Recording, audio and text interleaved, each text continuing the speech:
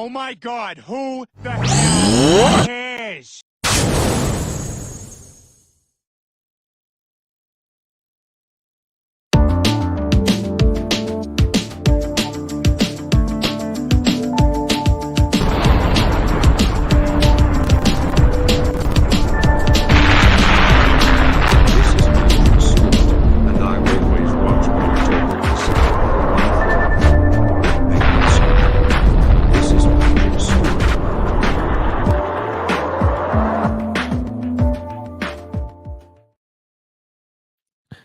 Good morning, good afternoon, and good evening, and welcome one and all to PACIFIC414 Pop Talk, along with Baron Norman Tag and our guest host for today, Lord Crit. I am your host, Mike, and to start off this afternoon's show, we are going to talk about Star Trek Picard. Now, I do want to give everybody a fair warning that there is a very good chance that this episode review will have spoilers. Well, I can tell you that right now. There's going to be a shitload of spoilers because that's the only way we can really talk about this episode, honestly, if we're going to get lit for a shot. Yep, you're exactly right, Baron. I mean, we could try to talk about it without spoilers, but it's not going to do it any favors. Yeah, I mean, I wouldn't really call this a review more than a reaction or a critique than anything else. So, yeah. I think critique. Why is Orca Boy laughing? I get nervous when he starts laughing. You hear that little giggle in the background? Yes. Well, you know, he's probably giggling because he has the same thoughts that we do. And some of his thoughts do differ from ours, and that's fine. That's why we're going to do this review portion first before we do the invite section of today's broadcast, which I do want to say that once we get into the review portion and we're finished with it, that's when I will post the links, and I invite everybody to be there. And as you see there on the screen, I will pin it into the chat once we are finished. Now, what I ask from anyone, whether you're in the chat or you're on the panel, be respectful to those who are here. We all have different ideas and different ways we're looking at things. Let's all be respectful of one another's opinions. And let's try not to talk over one another. Sounds good to me. But remember, I'm always right. Wait. I have a card that says rule number 1. Mike is always right. Rule number 2. If Mike is wrong, see rule number 1. You really got a card that says that? Yeah. It's actually in storage. My parents gave it to me as a joke, and oh my word, people! This is what I have to put up with. You know, usually he's the one that's saying that look at what he's got to put up with. Now look what I got to put up with. Before we get into the review, I do want to acknowledge those who are in the chat. I do want to acknowledge the first person to leave a message, and that was Lorenzo's Sleestack. Thank you, Lorenzo. And we also have Captain Fandom Nerd. I saw Kathy Skywalker in there. Good morning, good afternoon, good evening to you. We also have Resolute Germ here. Good morning, good afternoon, and good evening to you as well, Resolute Germ. All right, gentlemen. Yeah. So here it is. Star Trek Picard Season 3, Episode 1, The Next Generation. Okay. Sorry. I'm going to go ahead and fire the first shot. And I've got to say, couldn't you have come up with a better story title than The Next Generation? We know this is the cast of The Next Generation. Why couldn't you call it something like The End of the Beginning? Or The Final Mission? You can't use These Are the Voyages. No. That's already been used. Well, they tried using Enterprise for Strange New Worlds. But I don't know. That to me is a poor story choice. But Crit, you were the one who provided us with the viewing of episode 1 of Star Trek Picard season 3, and what were your thoughts on it? Moss. Yes, what were your thoughts on it? I didn't hate it. I didn't love it either. Some people are giving this a 9 out of 10. Robert Burnett's saying some high praise for this. He's seen the old show, I think. This is much different than the last two Abominations, but not too different. But not. They have wisely decided to use three things. Actually, no. They decided to bring back certain elements that makes this kind of Trek in a way, in a not fully Trek as we know it, but there's nostalgia, there's good music, and there's good back and forth. Really, Picard is acting surprisingly like himself, besides some lines here and there. I know, I giggle, but Picard and Riker acts like they were in TNG.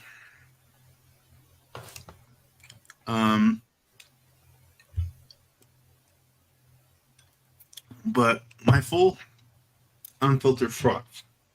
This there are problems that they're going in a right direction. However, there are still problems that you clearly know is Kirksman's Cliff Notes that drag this down, if not half the score. Unnecessary swearing, useless original characters, annoying changes to canon, unrealistically acting officers, jabs at TNG and growing old.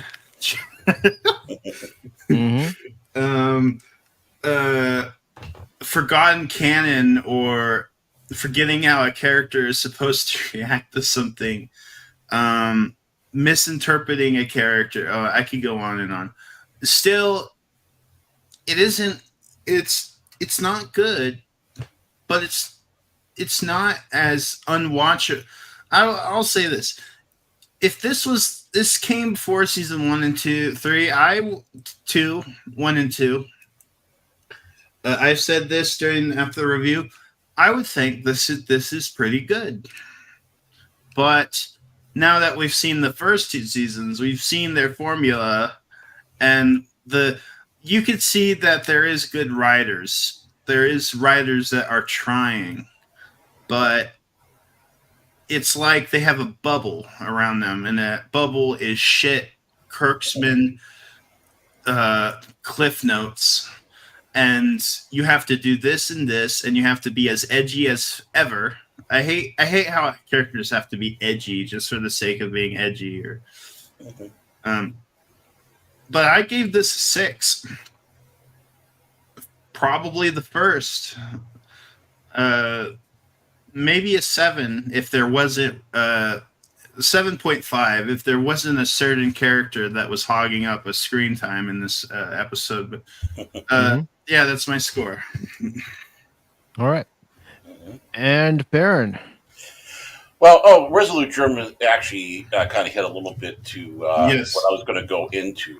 I forgot. But, yeah, I can take care of that for you. I mean, we can go off each other with this one. Can't forget the gloomy dark set. Right, exactly. I mean, everything's so dark, which is the opposite of what Star Trek is supposed to be. Yes, I know in Star Trek 2, the Enterprise bridge was dark, but the Reliant bridge wasn't, and that was to have the contrast between the two ships with basically submarine warfare, which ended in the Mutar Nebula. That's what Nick Myers was trying to get through. But Mhm. the motion picture in Star Trek 4, the brief that we saw, in Star Trek 5, the bridge was really bright, and the corridors are bright. They're welcoming in that fashion. That look, we're the Federation now. Everything's dark, dark, dark. Um, the Neo Constitution, really, is that what you're going to name a class of ship? Neo Constitution. Now, I'm a starship freak when it comes to Star Trek.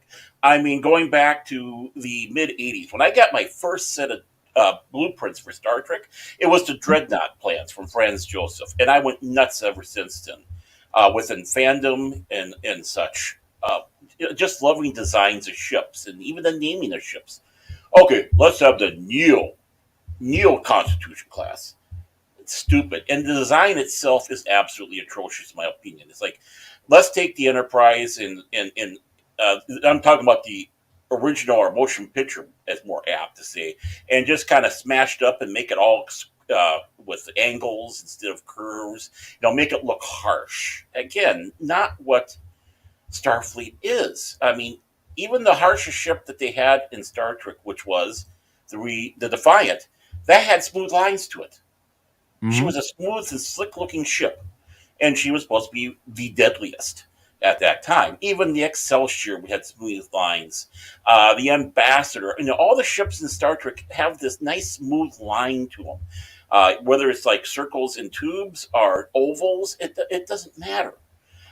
This They seem stuck on Next Generation too much, forgetting that there is a whole other history of Star Trek with the Enterprise E.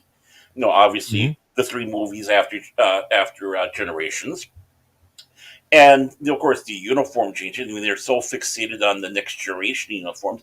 I have a sneaky feeling that Picard was probably on the E longer than he was on board the D. If you want to go by lore, not the character lore, but canon. So Mhm. uh, the member berries are far, far too much. I mean, there's something about having little things, come in there, like just something here and there that is a reminder. It's also a reminder of the character, which brings them back into focus of what they're supposed to be doing. But when you have constant member berries, it means nothing, not a damn thing. And of course, Eagle Moss got their advertising in there. Yep. With all what do they call it? The bubble ships that nobody wanted, or taking a Fat slam at ones. the fat ones. Yeah, making a shot at the Enterprise. Now, it wasn't my favorite design ship, but still, that's the Enterprise. Well, let me ask you this. It's not only taking a shot at the Enterprise D, the Galaxy class, but you could say it's taking a shot at Andrew Probert, who designed the Enterprise D. Right, right. And then when you have yourself that Titan, that abomination, look at it. If basically, let's take the Enterprise motion picture and put it in a one of those compactors and make it all edge. You know, and then they put an A after it. What did Obviously, the Titan was what Riker's ship was. What the hell did he do that was so special that he get the A after it? A ship that gets an A, the registry is basically that number is going to be associated with that ship no matter what. We're just going to add an A after because of something miraculous that it did. Obviously the original Enterprise, the entire history that it had, about 60 some years of history in Starfleet and doing what it did, deserved the A. Mm-hmm. Uh, but really, this seems ridiculous that let's have the Titan and then we'll put the A after it. Well, what happened to Riker's ship? Why couldn't they have used that design? It's a wonderful design. Mm-hmm. If you play Star Trek Online, you can see it. And on this, not what is it, Devinard or whatever. I've been following the guy who created that design, and so it's a slap to him too. Uh, the character between Picard and Riker, yeah, the banter is somewhat believable for someone who'd been two people that have been through a lot of stuff. And now, they're basically in some ways retired. Picard is retired. It looks like Riker's still somewhat active in there because he's wearing a uniform. Uh, but the banter of two old colleagues who've gone through hell and back, and having the little banter back and forth, where this is beyond now. Captain and first officers. This is friends. Almost people who are on equal terms because they've been through the same stuff, and kind of like you have with the older Kirk. Dealing with Spock and others, you can see this. It's something that's bonded into a strong friendship, more than just that camaraderie. It's that level of respect for each other. But why? Again, I have to go with Orca Boy here. Why do they have to have swearing in it? We're supposed to have a show that's for the family, and they want to go excessive violence. They want to go with excessive swearing. Star Trek is family. The violence wasn't too, I would say, is PG-13, but Right. even because of the phasers but the cussing just comes unnecessary. I can imagine that Annika saying the same stuff during Voyager. Mm-hmm. Well, yeah, and her character seems kind of not right. I mean, from when she was with Voyager to this. I mean, obviously, yes, characters grow and all that, but it comes down to the one line, and of course, spoiler in here. When they see the absolute dick of a captain of the Titan, and he makes a snide shot Admiral Kurtzman. Yeah, Admiral Kurtzman or Captain Kurtzman. Or Captain Shaw, as he's introduced as. Yeah, Shaw or Kurtzman. We like to call him Kurtzman because it just seems like that's what smarmy he is. Captain Pompous, so you know what. Right. Being disrespectful like he was to a fellow captain and a former captain of the ship, I think it sounds like they're kind of hinting that he was his first officer. And a retired admiral who's on an inspection tour, quote unquote, right? But he stripped back and slams a insult of ex-Borg to Picard while he's sitting right next to 709. Mm-hmm. What kind of stupidity is that? Well, not only that, when Picard and Riker arrive on the Titan, why wasn't he there? Right. He wasn't there. And then when the ship leaves space dock, he's not there. Mm-hmm.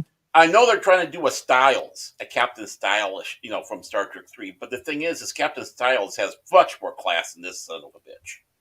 Because Styles was right there. He was on the bridge. He was, when needed be, how can you have a yellow alert in space dock? Well, I'll be right there type of thing. Yep. This Captain Shaw is an inept buffoon, and what he did basically, I think Resolute Trim said he should be brought up on charges of conduct unbecoming an officer. An admiral is an admiral, no matter what. Yep. And if they're on active duty, retired, you still have to show an amount of respect. But no, I'm sorry to interrupt.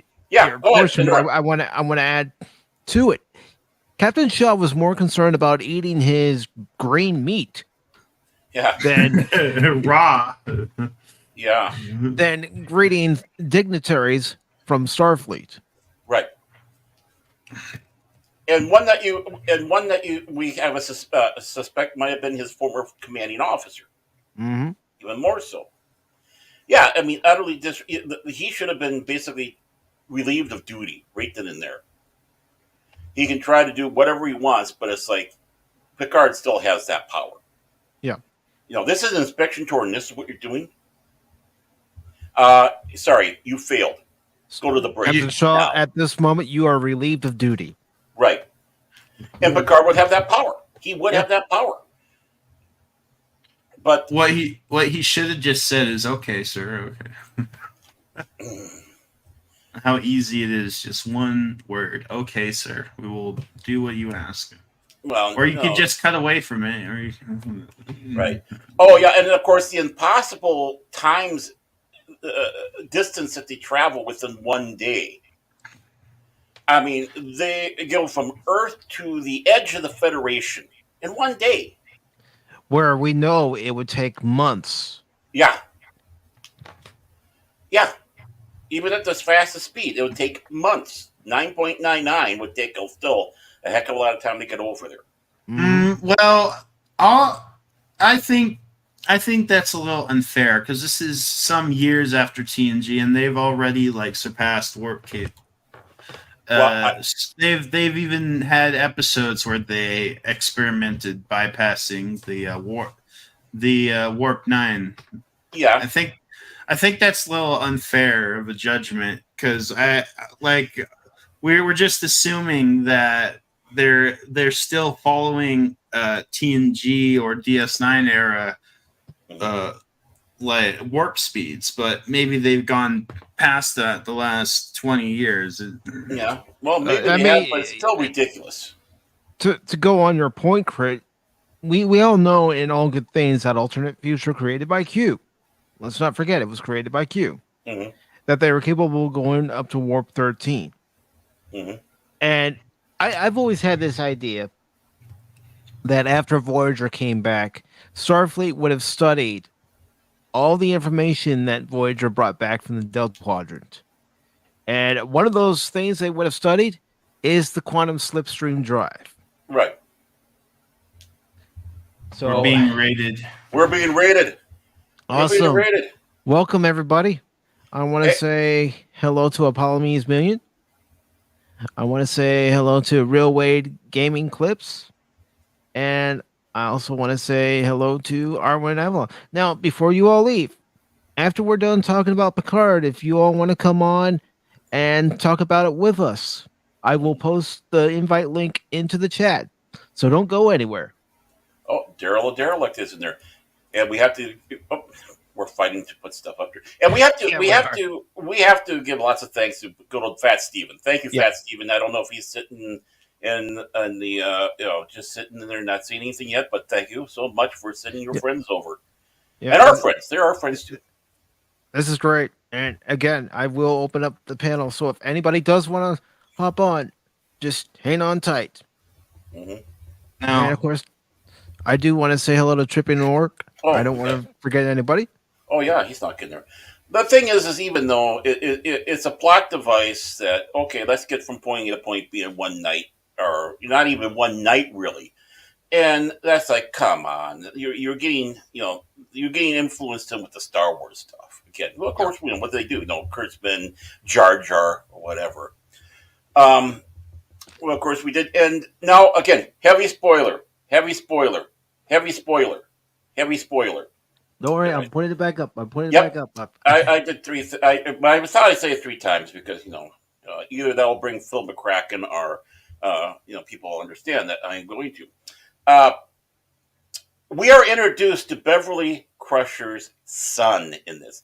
Picard has not seen Beverly Crusher, or basically the rest of the crew have not seen her for 20 years. She just dropped off the face of the universe, and no one's. She cut everybody off. Right, but somehow she's on some sort of Federation ship that she has. I don't know if it appears it's not active Federation, but it's a Federation ship. And she has her son on there, and which has heavily shades of Dr. Carol Marcus, David Marcus, and Admiral Kirk. Again, let us just start grabbing these member berries from what we've had before. It's like, can't you come up with something much more original than that, honestly? We'll have to see but I think you're right. I just have this feeling. Oh, yeah, he's going to be Kirk. Yeah, I mean... he's going to be Picard's son. Yeah. They're not notice how they casted a younger actor who sort of looks like Patrick Stewart when he was younger. Yeah. Not exactly. Right. You don't want that, but... Yeah, exactly. So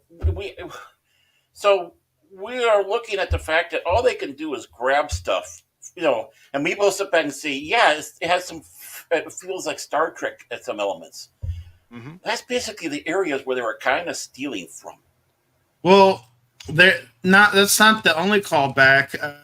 LaForge apparently has a daughter, and she's the navigator for the ship. Generations. Mm-hmm. Yeah, exactly. Like, well, maybe that's a callback to Generations, but Oh, yeah. Yeah, with Demora Sulu being introduced to Captain Right. Kirk. Right. That is basically it. It's a throwback to Generations. Again, it's like, that's one oh, I'm not against, though. That's one well, I like. well. The thing is, Well, what's important is it would be nice if it wasn't for the fact of all the other friggin' member berries. Yes, yeah. Every scene there's a member berry. I'm not every scene there's a member berry. Right. whether they mention something, whether it's a prop in the background. Heck, you see the Ruskin flute in the episode from Inner Light. Don't everything except when Raffi's on screen, because she just Yeah. she's The rap- not. That part of the story did nothing for the episode. No, Absolutely nothing. she makes you remember. She makes you remember that this is a Kirksman. Yeah, that's production. the member right there. Yeah, I mean, it's like it's a different show. It's like, what's going on here now? This doesn't even fit in there. You could have blended these together. And we were talking backstage, Mike, Crit, and myself, about what has not. Well, Mike brought up the $1 million idea. Why couldn't that be Roll Aaron? We don't know what happened to Roland No. after the last time we saw her in TNG. Right, and I brought in, what's the one show they're not representing in this? They're representing, obviously, Next Generation. They're obviously representing Voyager. They can't do Enterprise because that took place how many hundreds of years before that. Mhm. And, they're even throwing things with the original series with the abomination of the Titan A. Don't kid yourself. Neo Constitution A after it. That is heavily, hey, look, we're representing the original series. But you don't have DS9. Why couldn't they have maybe had Kira come in? Why couldn't they have had like Ezri come in and be that character? I'm still thinking, though, Baron, that the villains might be the Dominion or maybe a sect. Maybe something. But then again, like the whole question, who is the villain? There's a terrorist attack. There's some monsters. But then you saw the teaser and you saw Moriarty. And like, is Moriarty doing all this? Like, what? Right. Who is the villain? I just want to touch up on this. Yes, we know that she joined the Marquee in TNG, but we don't know what happened after her last appearance, is what I'm saying. Right. Yeah. We don't know if she was one of the members of the Marquee that ended up getting killed by the Dominion, or if she managed to survive it, because let's face it, Roland is a survivor. Right. A lot of them. The only way you would know is to read the non-canon. The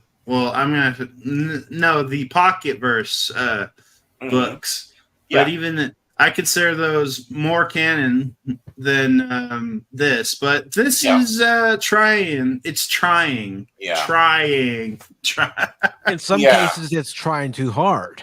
Mm-hmm. Yes. And I'm not as generous in my scoring for this because I say 5, and in some ways I'm being somewhat generous with that. But everything with the Raffi helped tear it down to that 5 level. And then, of course, the member berries, the dark, gloomy sets, when there should be, when you're in the bridge of the Enterprise, it should be lively and vibrant. But again, that's the Kurtzman thing. Let's be dark. Nick Myers was dark. Let's be dark like Nick Myers. It's like you don't understand. You don't comprehend. You're a friggin' moron. Some of the banter between Kirk and Picard, you can see on that one.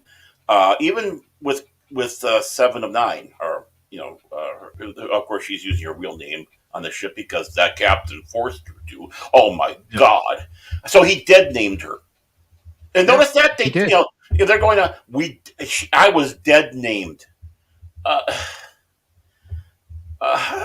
It's like, get off your fucking high horse.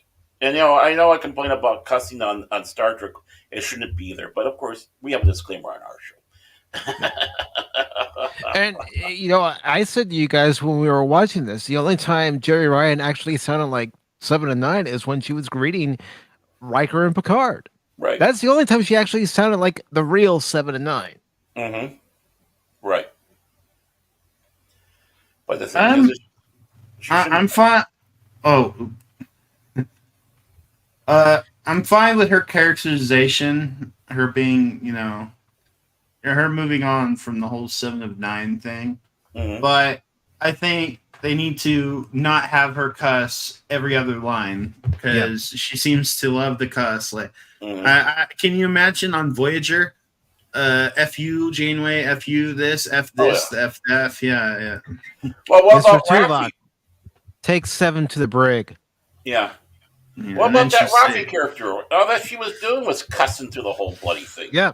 Okay, Yeah. we need to And- talk and about. let's talk about Raffi real quick and the obvious. Who she was talking to, even though you didn't see him on screen. Just by reading the text, you know who she's talking to. Prune juice is a warrior's drink. And if anybody needs a hint, I'm just going to play this clip real quick to give everybody a hint.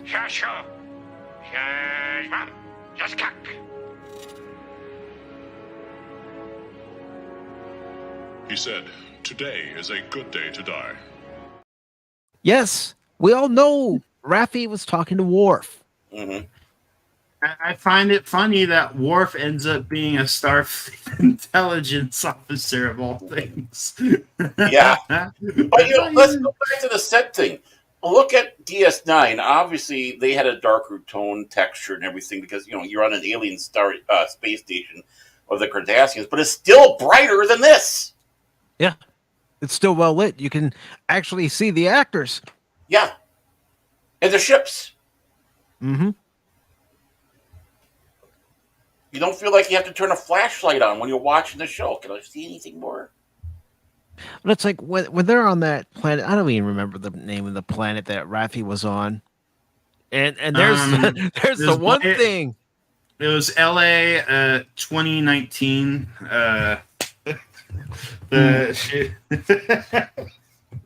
But anyways, Raffi goes over to this bar and starts talking to this Orion dude who has a pad with information, and all they had to do instead of having useless dialogue, in my opinion, it was all useless dialogue, is have this Orion guy hand her the pad. She takes the pad, goes into an alley, looks at the information on the pad, and then you see the look on her face that tells the audience, "Oh shit, something big is going on." Yeah. As you see, and I'm doing a fan edit, so I was showing, but the yes, it's like so simple. Have him be an informant, but instead we get this long, dragged out, her acting like a junkie and begging to get to more dope, and it's kind of. And then she mentions she has a girlfriend out of nowhere, and like, Okay, let's take off some Kurtzman boxes here. Just get to the brass taxes here. Get to the point. Right. What information did you find, and where is this equipment, this quantum drill or whatever it was? Mm-hmm. And I just want to say something. You see that? What does that font look like? Where have you seen something like that before? How do you feel? How do you feel? How do you feel? Voyage home. I was thinking that myself, Baron. Mm-hmm. Let us not forget, as it says here on Memory Alpha, that Ralphie has a relationship with 7 of 9 again. Yeah. So I suppose when they get back, we're going to have some scissoring going, I suppose. That's why she said that. It is modern entertainment. Oh, right. Well, yeah. What happened to Chakotay? She and Chakotay were supposed to be a thing. What happened to Chakotay? What happened to that relationship? Well, she found women were easier, had better acting skills. Oh, sorry, I should. No, Robert. He's a good Robert actor. Beltran got shafted. Come on. He got shafted big time. He's a good actor. His character got bad writing, so he's. After a while, he didn't care. After a while, when he was on that show, it's like, okay, fine. I'll just be here and fire off the whatever boring lines and I'm supposed to do and look pretty. When obviously he was promised something bigger and more powerful. Yeah, more prominent. Yeah, and basically kicked him in the balls on that. So, but still, what's with Chakotay? She was with Chakotay. I mean, there's a lot of things. Let's ignore lore. Let's go away. Let's destroy legacy. And Let's start use the with James Horner and Jerry Goldsmith themes that everybody's familiar with. Leaving Space Talk is one of them. I'll say this. Even though it's member berries, the music for this episode was pretty damn good. Oh yeah, it was. It helped make it feel like a Star Trek episode, but there were still things that let the audience member know you're definitely watching Kurtzman Trek. Oh, exactly. I mean, for some reason, Kurtzman / Abrams have this obsession about Star Trek 2, which, of course, where we got the James Horner music when they were leaving the space dock. Because it's the Empire Strikes Back of Star Trek. Well, yeah, it is. But, I mean, they're just obsessed about it. I mean, even with the films they did, they had to keep on referencing to Star Trek 2, at least in the first 2 films. They had big time the second one, of the Abrams abomination. Of course, this... And the thing is Star Trek... I can understand the motion picture theme because that was lifted and used for Next Generation. It's synonymous for both. So them using the Goldsmith music and all that doesn't bother me at all. And it's like, okay, that's nice. But when you use Horner, Horner has nothing to do with Next Generation. Nothing about Horner's work has anything to do with Next Generation. Get a piece of David McCarthy's music, Jay Cataway's music, and David Bell, and I'm blanking on another one, but get a piece of their music, or if they're still physically able to do it, ask them to come back. Ron Jones was the other one I was thinking of. Ron Jones, yeah. Ron Jones, I like Ron Jones better than Dennis McCarthy. He should have did the whole. He should not have been treated the way he did. McCarthy actually did a pretty good job, though, I think, in Generations. I think he did a good musical score for Generations. Yes, Generations. I like the score for Generations more than his, it's forgettable. It's just background music, background sound. Right, and that might not have been his fault. It might have been Roddenberry and all that, how they wanted to have the music presented in the show, which, other people get their hands tied, I can't quote it exactly, but on one of the Blu-ray extras for Next Generation, they talk about why they got rid of Ron Jones, because they didn't like the sound of his music. And they were saying we wanted a certain theme for the music, and Ron Jones didn't fit with that style that we wanted. Which I think is a damn shame. Right. I would say no. You need to have individual. Well, we should talk about that in their time, but we could probably talk about that on we can tear stuff apart left and right. But I'm kind of just but the story, they need to be more clear. What's the story? Because there's 2 villains. Is there a terrorist or is there a Dominion? They mentioned, I thought Moriarty was going to be the new Q of this, but it looks like, I don't know. Is he behind the terrorist attacks? It's kind of just silly. Mentioning Moriarty, could he be, at, let's say, Geordi's the head of Starfleet Engineering, the Corps of Engineers, and that's where we're going to end up seeing Lore and Geordi. Could he be there in the holodeck? And could they be using him for some sort of purpose? I don't know. I mean, it seems so convoluted from the trailers and then what we saw on this. Now, I do want to have full disclosure. I've only seen 2 episodes of Picard. I saw the first episode from season 1, the first one, which I thought was an interesting build-up. I thought that episode was an interesting build-up, despite some of the stuff I had to gripe about in that one. But I thought, okay, this could be respectful, but we know where it went. I'm fearing that this is going to be the same way with this show, this season. Now, I know Burnett, Burnett saw the whole thing. So to give him some leeway here, him seeing the whole concluded season is the fact that, we're not seeing bits and pieces what comes to the conclusion. So for us, we don't see it yet. Burnett has, because he saw the whole thing. So he was rating the whole season as great. So I do want to have that clarification that, he wasn't just talking about one episode. He talked about the whole season. So, yeah, there might be stuff that we don't know about. And I've also heard people say the first 3 episodes are really slow, unnecessary build-up. It's episode 4 when things take off, which, again, is a problem. Yeah, which is a problem. You can probably do that wasting in the first episode, and it still go fast because you have it paced different. Well, that was the whole problem, in my opinion, with the first season. It took 3 episodes before we met the rest of the cast members. And even then, it was still a clusterfuck. Yeah. Yeah, absolute clusterfuck. And season 2, we're not even going to go there. But, I mean, again, member berries. I mean, let's go back to the punk on Star Trek 4, I mean, really, honestly, that's the best you can do.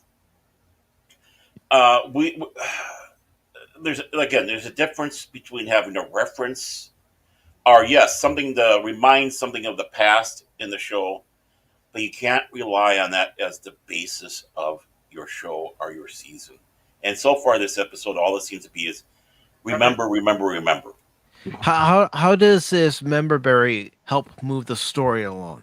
A lot of the member berries, in my opinion, in this episode, didn't help move the story along. No, they just bogged it down.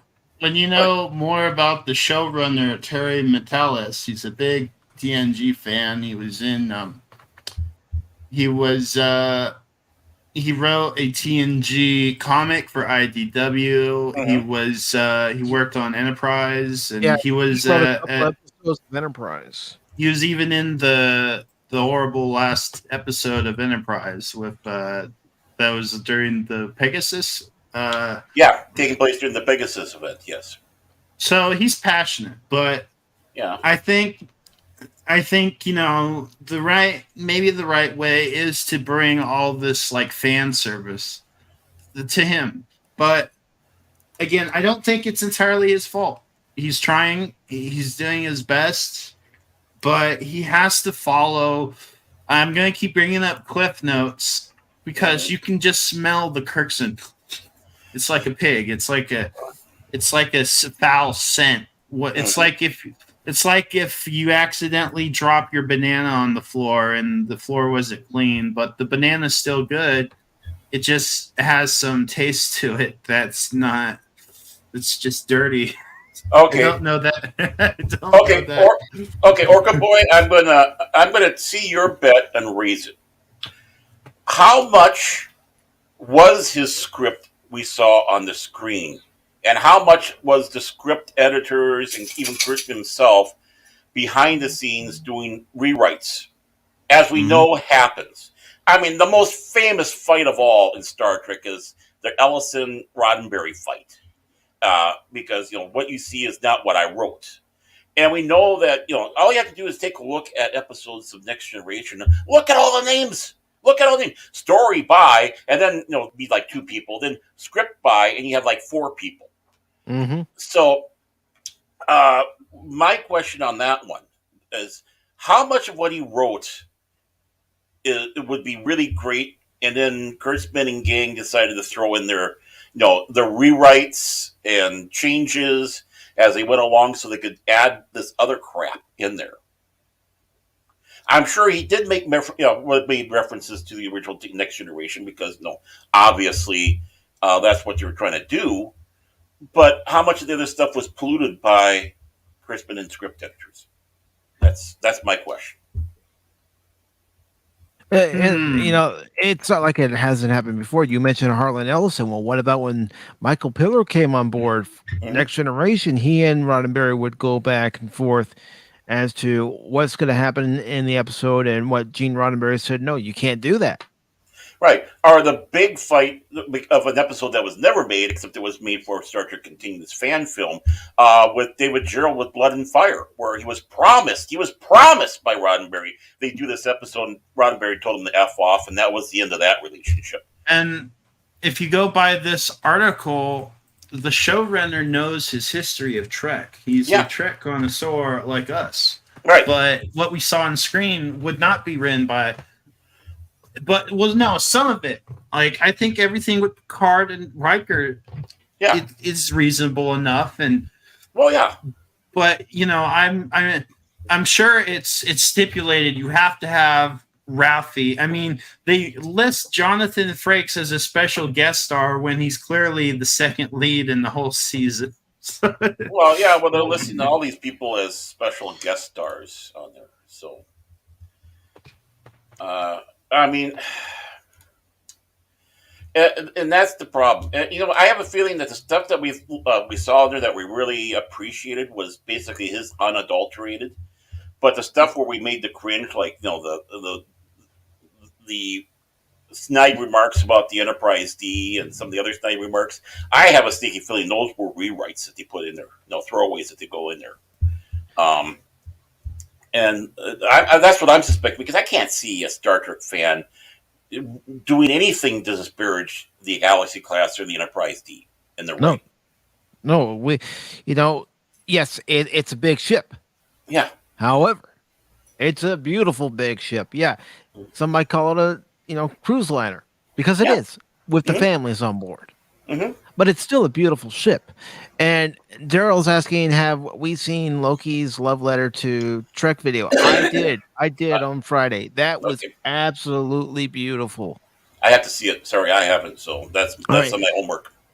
Oh no! I'll go ahead and get the link. Okay, yeah, that'll be my homework. I gotta see that. Well, I'm sub to Loki anyway, so I can just sneak in there. But yeah, put it in there for other people to see. Got in the. We forgot to mention another big issue. I can mention one issue of mine. Beverly caulking the phaser rifle. Yes, that's what I was There we gonna go. mention. There Yes. we go. Yeah, Yes, like that it's a was shotgun. it. Like it's a pump shotgun. I I think they're trying to do they're trying to do like Linda Hamilton in Terminator 2.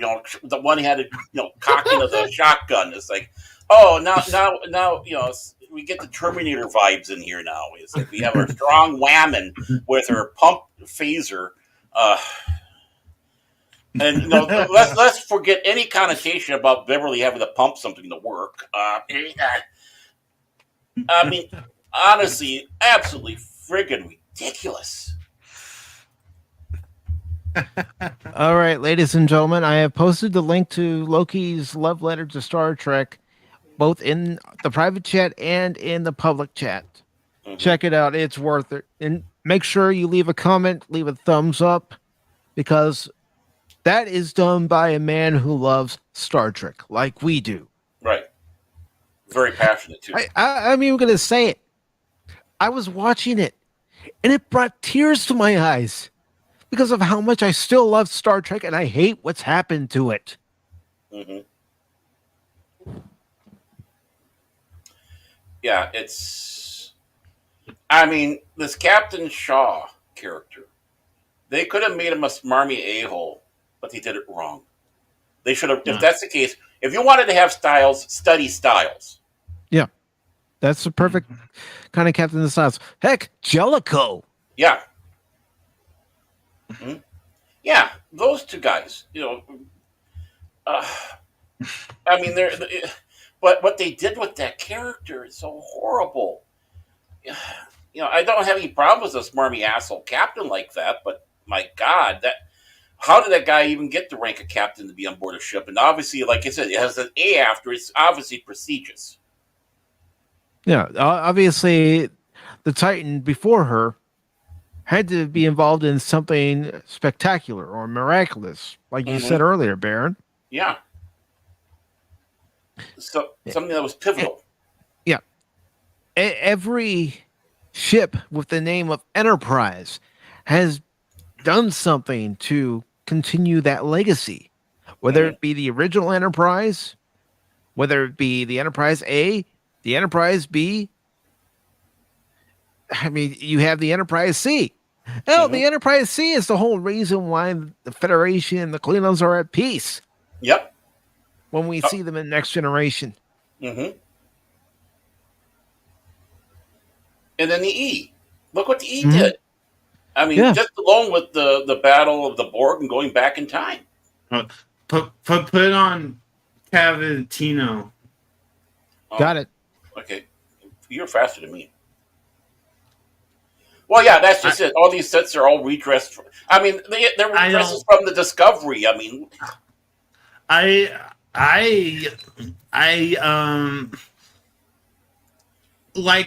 Does that excuse them for making the set dark? They could add different lighting to the set. Just no lens flares, please. Just no lens flares, yeah. I don't think it doesn't matter. Like the lighting can be changed with, right? But well, you talk about redressing sets. They did that throughout the course of the TNG era shows. Well, in the movies also. Yeah, I'm just mentioning the TNG era shows because that's where you saw it the most. You saw it when they would redress the battle bridge to be the bridge of the Enterprise C. No, that wasn't. No. The second one, but the first Enterprise battle bridge that was seen in the first season was also redressed as a Stargazer, and that was basically the back section of the Star Trek IV redress of the Enterprise A. Yeah, the first captain of the Excelsior was also a major. He was, but he still followed protocol. Yeah, he followed. Yeah, and he was a jerk. That's what we're saying. No problems having a jerk, but if you're going to have a jerk, have it like Styles. Because at least you can laugh at the guy when something happens. With the Shaw guy, it's like, just get the frig out of here. There's no entertainment value behind it. Here's another captain I want to bring up real quick from the episode Jem'Hadar, the season 2 finale of DS9. Oh, yeah. Where we meet Captain Keo, and we learn about the history between Captain Keo and Dax, and we find out from Dax that they didn't really see eye to eye. Mm-hmm. Yeah, nothing wrong with that at all. At all. It's just, how is the character written and portrayed? Yeah. And it's like, when Picard and Riker finally get onto Beverly's ship, how could they not recognize what it looks like when someone's been vaporized with a phaser rifle set to full? You mean the phaser shotgun, pump shotgun? Yeah. There's an episode in season 6 where they go on board that station and they find that one science officer, and they find remains of someone who was vaporized by a phaser at close range on full. Mm-hmm.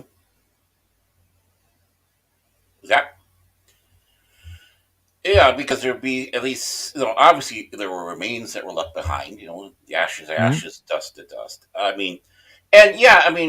Fantastic Fun Federation Ferengi, Fantastic February. Wow, what a name. We liked the episode, but like is a bit strong, at least for me. We can't go out and walk on top of the hilltop and start screaming at the top of our lungs saying, you gotta freaking watch this.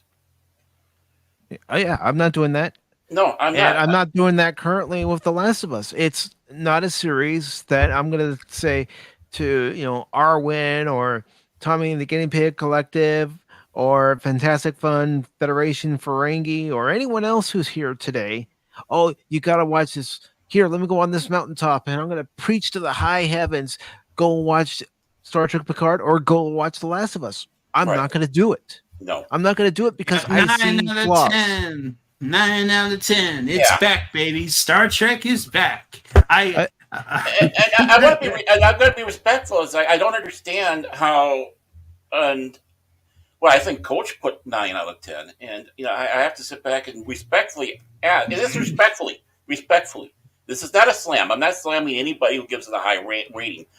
What was so good about it that you have such a high rating for this? Maybe they're seeing something that we're not. Maybe it's seeing Riker and Picard side by side instead of, for a short little bit in one episode. I think it was episode 7 of season 1 of the Picard. The music, and the seeing old characters, the member bears. The same thing with The Force Awakens, but unlike this, The Force Awakens is still somewhat of a good movie. I can't say it's a bad. This is still not good, but it's not bad either. It's Right. It, Well, it's it was watchable. it was watchable. Yeah. Like you just said, I was about to say, Baron, and Baron, you and I both gave the same rating after we were done watching it, and here it is Sunday, and we watched it Thursday night. Thanks to Crit. Thank you again, by the Yeah. way. Thank you, Crit. Yeah. Honestly. And it's still a 5 out of 10 for me. If it was my, best out of 5 scale, I would say it's a 1.5 out of 5. And I know some of you who have watched some of my movie reviews and some of my episode reviews, you can say, rightfully so, I'm very harsh when it comes to different shows and movies, but I expect to be entertained. I expect Hmm. good storytelling. I expect good writing, good characters. Hmm. And to me, it doesn't matter if I'm talking about a movie, an episode, or if I'm talking about a Cubs game. I'm still going to point out things I don't like. Right. And we love it, but we also like to critique it and point out what is wrong. I mean, obviously, with my name, Baron Tag and all that, obviously there's a lot of hints that I'm a big Star Wars fan, which I am. But really, for the longest time, I was a bigger Star Trek fan. Being involved in fan organizations, international ones, by the way, even being part of the international staff at one time before I basically got burned out and dropped out. Uh, I mean, really love Star Trek. I was there watching Next Generation every week and recording as much as I could. I got my tapes still somewhere in the house here of all the episodes I taped off air. And even DS9, Voyager, not so much. But the thing is, I can sit back and still say that was still Star Trek, even though I didn't really like the show.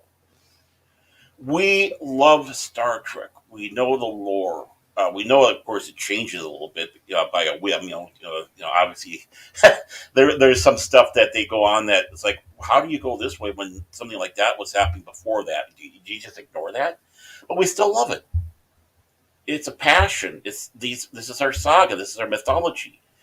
Despite their attempts to try to destroy the legacy of James T. Kirk, James T. Kirk is the king, baby. He is. He is the, what they want to call it cowboy diplomacy, but that's rather unfair because how you could see James T. Kirk wisely using his two best advisors, Mhm. heart and soul, and logic, uh, and make a decision off of those characters. Just Picard is a good captain. Look at Benjamin Sisko, what he had to go through. What a great captain he was. Like, started with commander, obviously. Janeway, she was okay, and even with Enterprise with Archer, Archer, yeah. right? You see these legacy, you see these people as heroes. These are giants. Um, Season 1 and 2 is let's destroy the giants. Now it's like, can we try to build it up? But we don't want to build up too much because we don't like heroes. At least not those heroes. They like their own heroes. Right. Which suck, most of them. Yeah. And so if you don't have reference, and I'm sure, like I said, I'm being incredibly kind and I'm giving a lot of leeway. I'm sure the writer has, I know the writer has immense love for Star Trek. I have a feeling that he put out a great script and it got, tore apart. And that's why we have all this other BS that's in there. And that's a shame. You'll never. That goes to show there will never be a true Trek because the studio or Kurtzman will be. Right. I won't even say the Paramount. I would say it's Kurtzman. So Yeah, you have to beam him on board as garbage skull and send them away. Then you get Star Trek again. Well, I mean, think about it. If you're Terry Metalis, you're walking into the shithole that Alex Kurtzman and let's not forget Les Moonves. Let's not forget him at all. No, They created this mess. Yeah. Thank you for reminding me about him. Yeah. And I like what Magitech Mags Yeah. is saying here. And hello to you, Mags, by the way.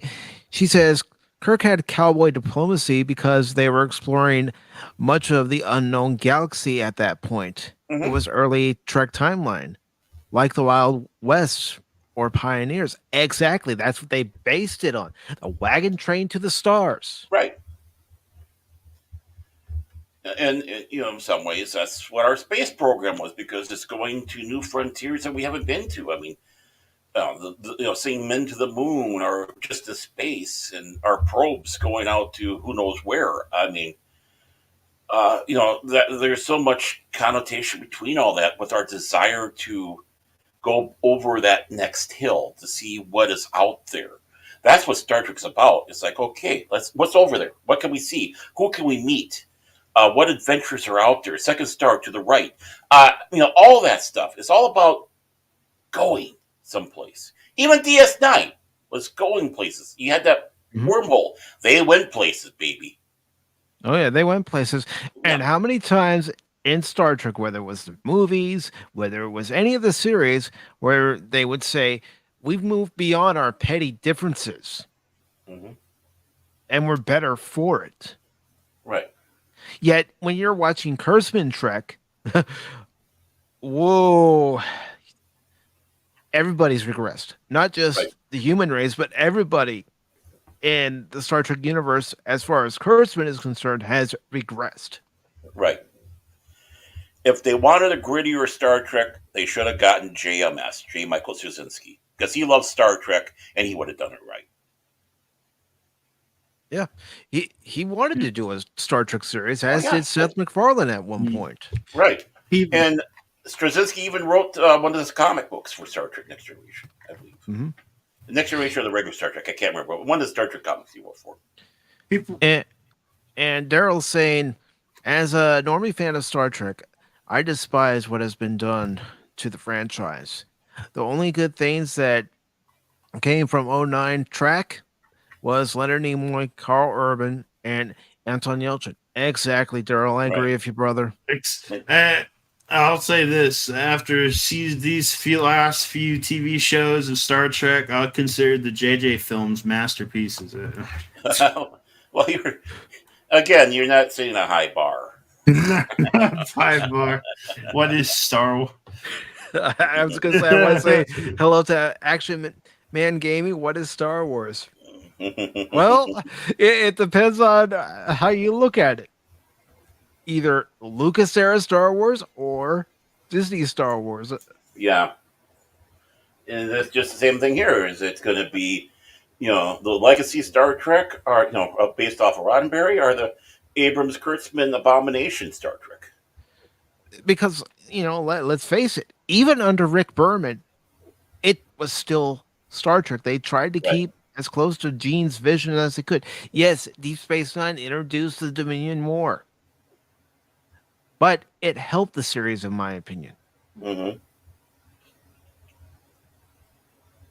Yeah, some might say they were competing against Babylon 5. Yes, they Right. were. Mm-hmm. But they had But two different philosophies between the two shows, two different directions, two different ideas. So it's like you can't. It would be unfair to call it a complete total clone because, I mean, even one of the Next Generation DS9 episodes even took a shot at Babylon 5. Understandably because J. Michael Straczynski is going out there. Truth is a three-edged swords. There's no really good evil type of thing. And Mhm. Next Generations had that where I believe it was Cisco sitting back saying there is evil out there. Yeah. There is bad out there, which was I'm sure a shot at and showing that there was a difference between the two shows, which is great because I don't want stamped copies of stuff. That's why I love Babylon 5 so much. It was its own universe, just as much as like DS9. But, as that goes, hey, I don't know what they're doing now. This isn't Star Trek. No. And I like this question from Shay. Still curious how limited Terry Metalis was budget wise. Mm-hmm. Keeping an open mind, but it is stomach churning hearing mixed emotions. Yeah. Yeah. And do we have any other thoughts? Because I'm thinking of, Um, this might be a good time to Yeah, let other folks chime in. sure. Release, release the hounds. All right, ladies and gentlemen, thank you for your patience. You've heard our ratings for this episode. Now, I would like to hear your opinion on this episode and some of the topics we're going to talk about today. I will go ahead and pin the invite link to the top of the chat. Don't be shy. We don't bite. We don't bite. I do. But Well, Picard season 3 I can't speak for Baron, folks. gives me a fright. Gives me can't But speak. this episode was definitely a 5 out of 10. It was watchable, but also meh Yeah, I at the agree. same time. I mean, yeah, okay, we get that shot of new space dock. Great. Something that looks somewhat familiar. But again, it goes on the lines of member bearers. And I see what you're doing there, Crit. Even though Cash isn't here, he had a previous obligation. That's why he's not here. You're given the Cash Money 007 representation. Cash Money can put his change in my piggy bank any day. But you know, as far as watching episode 2, are we going to watch episode 2 Thursday? I mean, if if Crit puts it on there, I might watch it. Yeah, but I mean, it's not something I'd go out of my way for. To be honest, with you. No. I have some curiosity. I will stick with the whole series because of Rob Meyer Burnett. But if it gets better, as he says, after the slow burn, then if it at least gets up to a 7, I'll be surprised. Right now it's at 6, leaning towards a 5. But if it is still as not as watchable as it is, then maybe there's hope. But I don't I'm not a betting man, so unless I'm playing poker night. So Well, all I can say is the only reason why I really watch it, besides the fact being free, no, I didn't have to pay a cent to watch it, was Robert, Meyer Burnett, and saying about it. So it had my curiosity. I'm glad I didn't pay for having to see it, though. It makes me feel better. Hello. Hello, children. How are you doing?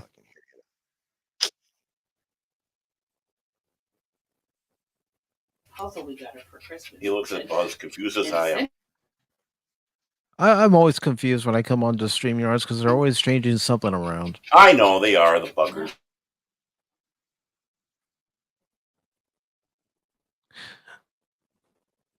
So, children, what did you think of this episode of Picard? La la I la. don't know.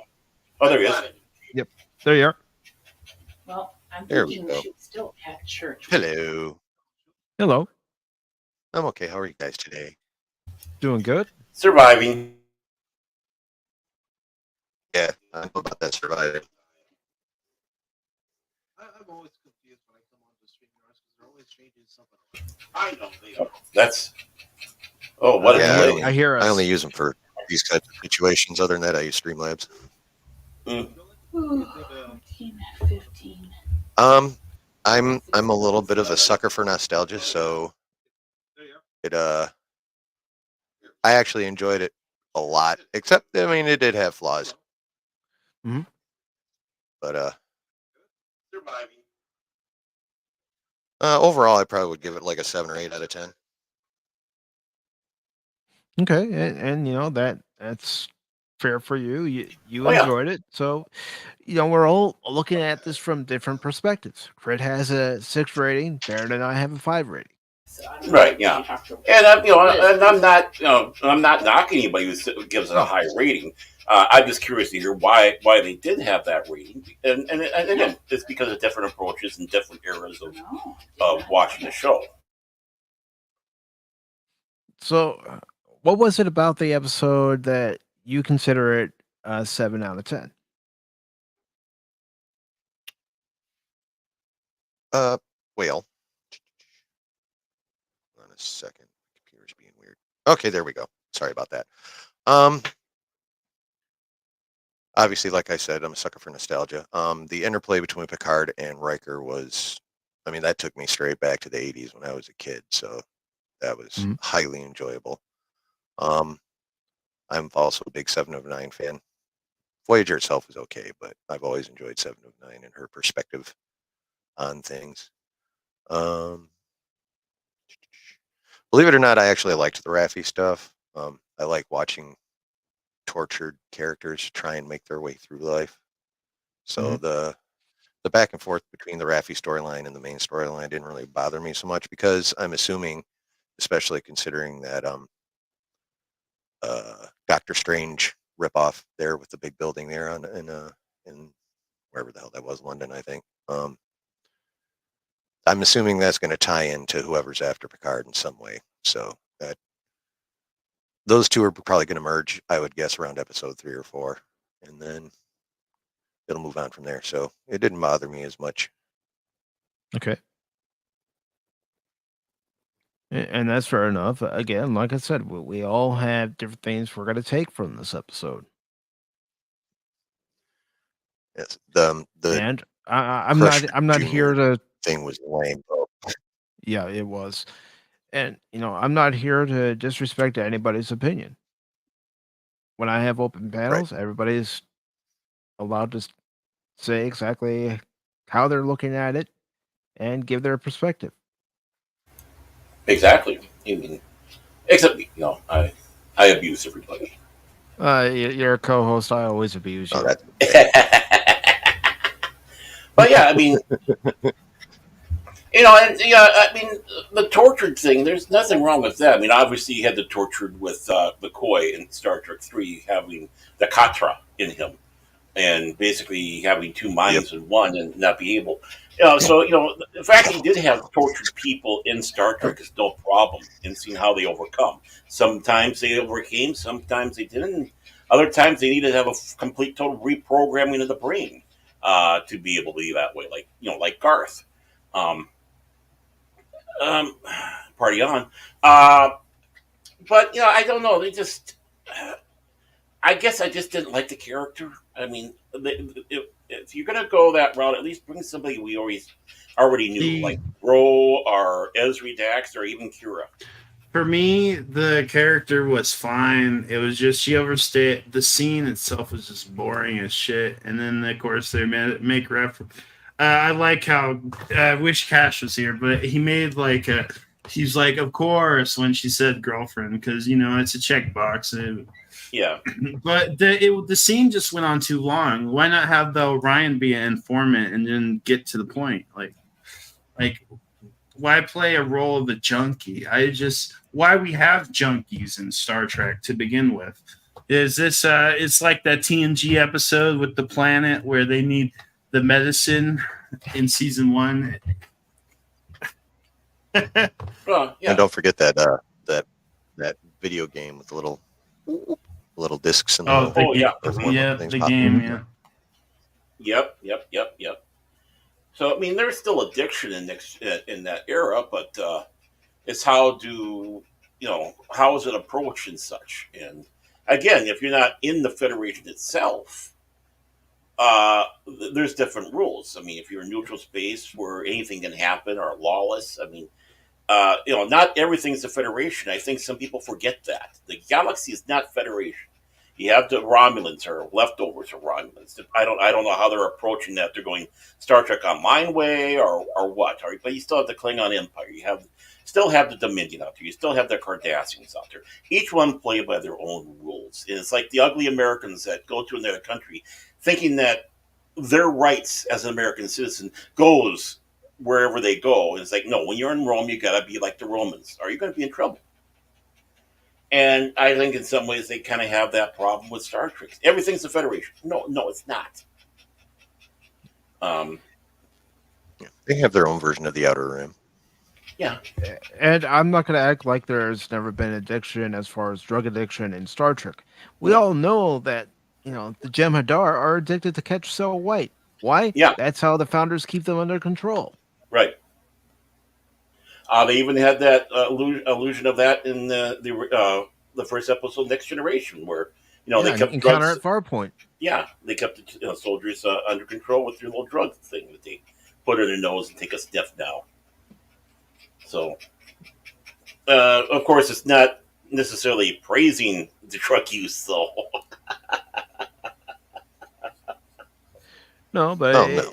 Q was giving the alternate future history of how we went from where we were in the 80s to where Mhm, we were in the 21st century mhm, to where we were by the time we met Picard and crew in mhm. Encounter at Farpoint on Next Yeah. Generation.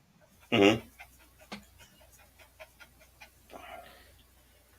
I mean, And oh, sorry. no, Go go ahead. ahead, Baron. Go ahead. Go ahead. Yeah, and I mean, I love the optimism that humanity has risen above a lot of stuff, but there still is human nature. You're still going to find Hmm. human nature, the bad side of human nature, and we even had that in the original series. You had that in Next Generation, where you just had bad apples that were human. That's why you had adversaries. You don't want to call them villains, but adversaries. Oh, some of them were downright villains. Uh, but as it goes, is as much as it's trying to be a utopian society, and yes, Black Dragon said it right there. Sometimes they broke their own rules. Yeah, they did. Yep. I mean, let's go out there. They break their own rules, and the Prime Directive in and by itself is such a horrible, horrible law. How many times did that get broken? Because, well, we either break the we either keep the Prime Directive and everybody dies, or we break it and people live. Um, you know, it's like, what do you do? What do you do? Do they live? Do they die? And so do we break this or not? So yeah, the Federation. I mean, we've seen the dark side of the Federation all the way back to Star Trek Six, the episode Conspiracy, which was actually more of an alien invasion, body snatcher type thing. But you saw elements of it in DS9 with some of the elements of the Federation. Star Trek Insurrection. Hmm. They had that admiral in there that got the Yeah, ultimate. Admiral Dougherty. Yeah. Mhm. So yeah, I mean, even Federation inside, we've always seen some bad apples. Even back to the original series, you had some people that were bad apples in Starfleet, but still, they got overcame in one fashion or Section 31. another. Yep. I mean, when we're first Section introduced 31's to got some Sloan, characters in it too. Oh yeah. Hmm. when we're first introduced to Sloan, we don't know what side he's on at first, and then we start learning more about him and more about Section 31, especially when they're trying to recruit Bashir into Section 31. Yep. Hmm. I mean, I don't want it to sound like, Star Trek's always had, rainbows and lollipops and all that. It has had its dark moments. I Hmm. get it. Right. But they still keep it in the confines of the universe that Gene Roddenberry laid down. Hmm. We're striving to be better. Hmm. I mean, in the pale moonlight, Hmm. Cisco basically had no choice Yes, they did. but but to bring the Romulans into the war. And who did he team up with? Garrick. Plain simple, Garrick. Mhm. And that's such a powerful episode because at the end of that episode, Cisco asks the question, would he do it again? And his ultimate answer is yes, he would for the safety of the Alpha Quadrant.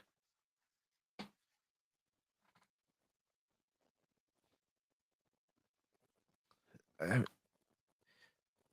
I mean, yeah, we all know that under different showrunners, Star Trek is going to change in one way or another. We saw changes under Rick Berman, and we're seeing changes for the last few years now under Kurtzman. But you still, in my view, have to maintain the core values of Star Trek, which are primarily showing that we, as the human race, have gone beyond our petty differences. and we're able to work together. You know, give us that bright, optimistic future that everybody yearns for.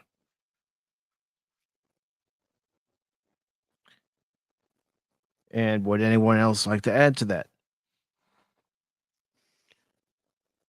Uh, I'll let Chilling go. yeah, I think. I mean, I think as long as there's whatever the project is, movie, TV show, what have you. As long as in the storyline there is always an inkling of light at the end of the tunnel, Mhm. then they'll probably be okay, and as long as they don't screw too much with other things as well. But if you lose any sense of hope, then you've lost the essence of the Roddenberry period. Right, and a lot of New Trek is loss of hope. It's dystopian, and it's Star Trek is utopian. Obviously, utopia is impossible to inspire, but that's the ideals of Next Generation. The opposite of dystopian. But it's like let's have Hunger Games in space now. Really, honestly,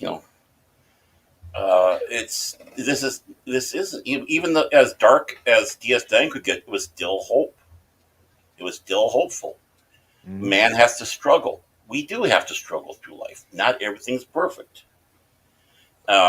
So, obviously, we can't be that perfect kumbaya society without having some struggle in a drama.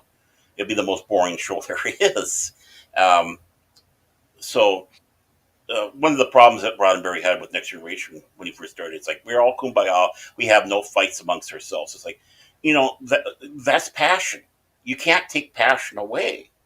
It's just how are those fights? Are the respectful arguments? The banter between Spock and McCoy. I mean, you could tell that these two people liked each other and cared for each other. They wouldn't necessarily admit it to anybody, but the banter.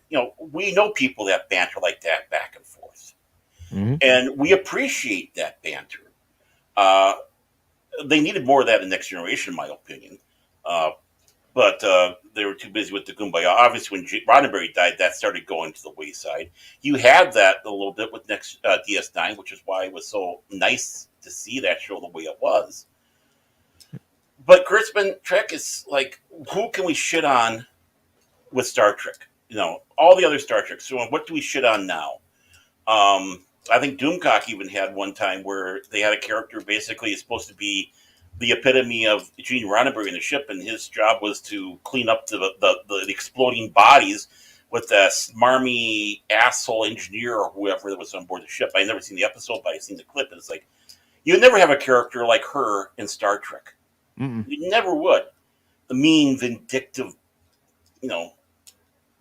witch like that, and even doing what you did, let's demean the legacy of Roddenberry by having this character somewhat named for Roddenberry cleaning up all the body parts, which is not necessary.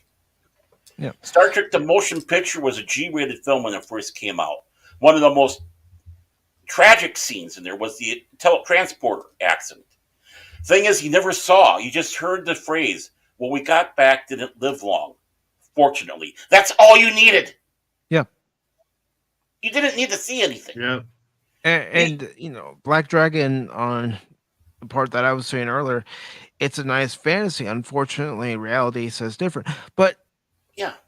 in today's day and age, even before today's day and age, isn't it nice after a long week to escape into that fantasy, even just for an hour? Well, and that's just it. We do look for fantasy. We want to get away from it. That's why we have the legends and lores. Yeah, you have like the fairy tales. I'm talking about true fairy tales, not the Disneyfied, which were cautionary tales. These stories did not end well for the characters, mostly, not like we had with Disney. Um, your Aesop fables, which is supposed to bring knowledge and thought. Uh, your legends and lore, the old mythological heroes and gods and the battles they have. Yes, they're fanciful, they're powerful, but the thing is obviously back in those days, they were being worshipped, but for us, these are things that wow and amaze us, and it take us away from the crap we have to go through life and having hope for a better future. A better future. Yeah, I'll take that fantasy. I've said this story once before. When I was involved in the Star Trek fan organization, we were invited. Our group was invited to go to uh, a air show commemorating veterans. It was called LZ at that time. It was LZ Bravo. Every year they changed the last name. It was LZ Alpha, Bravo, Charlie, and so on. But they invited us to this one, and we're all kind of scratching our heads. Why the hell are you asking us, a science fiction fan club, to come to this air show with veterans from World War II, Korea, Vietnam, all these wonderful warbirds all around us, even the Harrier jet, flyovers by a B-52. Why are we here? And it hit on me when one guy walked up to me, and it's like, okay, here we go. Okay, here we go. We're gonna get what the F are you doing here, you morons? No, he sat back and said, "It's really great seeing you here." He goes, "For an hour at a certain time, when we're in Vietnam, the war ended for that hour because Star Trek was on. Star Trek was showing military people in a good light. They were showing them doing good things, while back at home we were being spit upon, called child killers. Just being discriminated against for not getting jobs because you're a veteran. You want to hear about discrimination? There's discrimination, folks. It wasn't just racially. It was also for service to this country. And people were being denied that back in those days. But Star Trek, he said, gave us hope that this is where the military should be going in the future. Yes, protecting, but exploring. And that stuck with me for the longest time, even to the point that when Gene Roddenberry decreed, when Next Generation came out, that this is a paramilitary organization. What? Don't be insulting. It's a military organization, but this is the way it should be. Yes, fantasy. But we have to remember it's fantasy and not let it override reality. It's an escapism for an hour, 2 hours, whatever. Depends if you're watching a movie or you're doing a marathon of episodes or going to a convention. But we all have to put our pants on or our skirts on or whatever and go out the next Monday to our jobs and face the fucking world.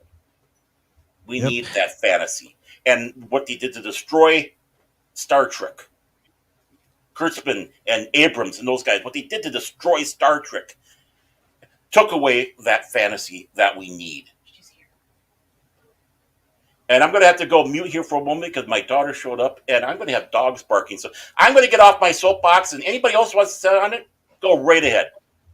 All right. And real quick, I am going to thank Daryl the Derelict for stopping by. I really appreciate it. You know that you're more than welcome to hop on Pop Talk anytime you have a free moment. And I do want to say hello to President Neckbeard, who says, "Why do you obsess over a television show?" Well, okay. Can I just have one quick answer to that? yeah. I answered it with my rant, sir. I answered it with my rant. These are our stories. These are the things that get us through. These are our myths and legends. Before, it used to be on scrolls. Then it was put in books. Then it was on plays. Then it was on radio. Then it was in movies. Then it was on TV. Why? Are you obsessed with sports? What are you obsessed with? And what is your obsession President over what you're Neckbeard, obsessed please tell with? us what you care about, because these are the things that we care about. I know you're a troll, but I'm going to address the troll. Yeah, I'm addressing the troll too. I'm going to put you on the spot. You're going to come in here and say, "Why are we obsessed over a television show?" Because it's something we care about. We obsess about things we care about, people we care about. Right. Here's this. Hey, President Neckbeard, you a fan of Halo? Look what they did to Halo. He takes off the mask and he has sex with a woman. Yeah. Are you a brony? Look what they did with the bronies. with My Little Pony. Are you a brony? I mean, what are you? What are you obsessed over? You like Obviously, Star Wars? See what they did to Luke Skywalker? That's self-explanatory. But are you obsessed being a Oh troll? dear Lord! Don't get me started on the sequel. Yeah. Are you basically obsessed about being a troll? oh, And you're I right, don't and that's the care. biggest lie in the world. That's the biggest lie in the world. We all care about something. You're trolling yourself. Yeah. Yep. You Yeah. don't. So do you look at a ceiling? But you care, obviously, to comment on this. You care about something. You care. Yeah. There's something about this that you felt it necessary to chime in and say to all of us who are here right now. Why are we obsessing over a TV show? You obviously care about something. You may not want to say what it is, but you care about something. You care about clout. Yeah. I am being respectful right now because I'm not going to bash anyone for their opinion on this episode of Picard. But when someone comes in and says, "Why are you obsessing over a TV show?" It's because we care about something. I'm a Cubs fan. Whether they play good, whether they play bad, I still care about how the team performs. I'm a Star Trek fan and Star Wars fan. If I get a good story, I'm going to praise it to high heaven. If I get a bad story, I'm going to say exactly why it's a bad story. If I'm playing a game, guess what? Same thing.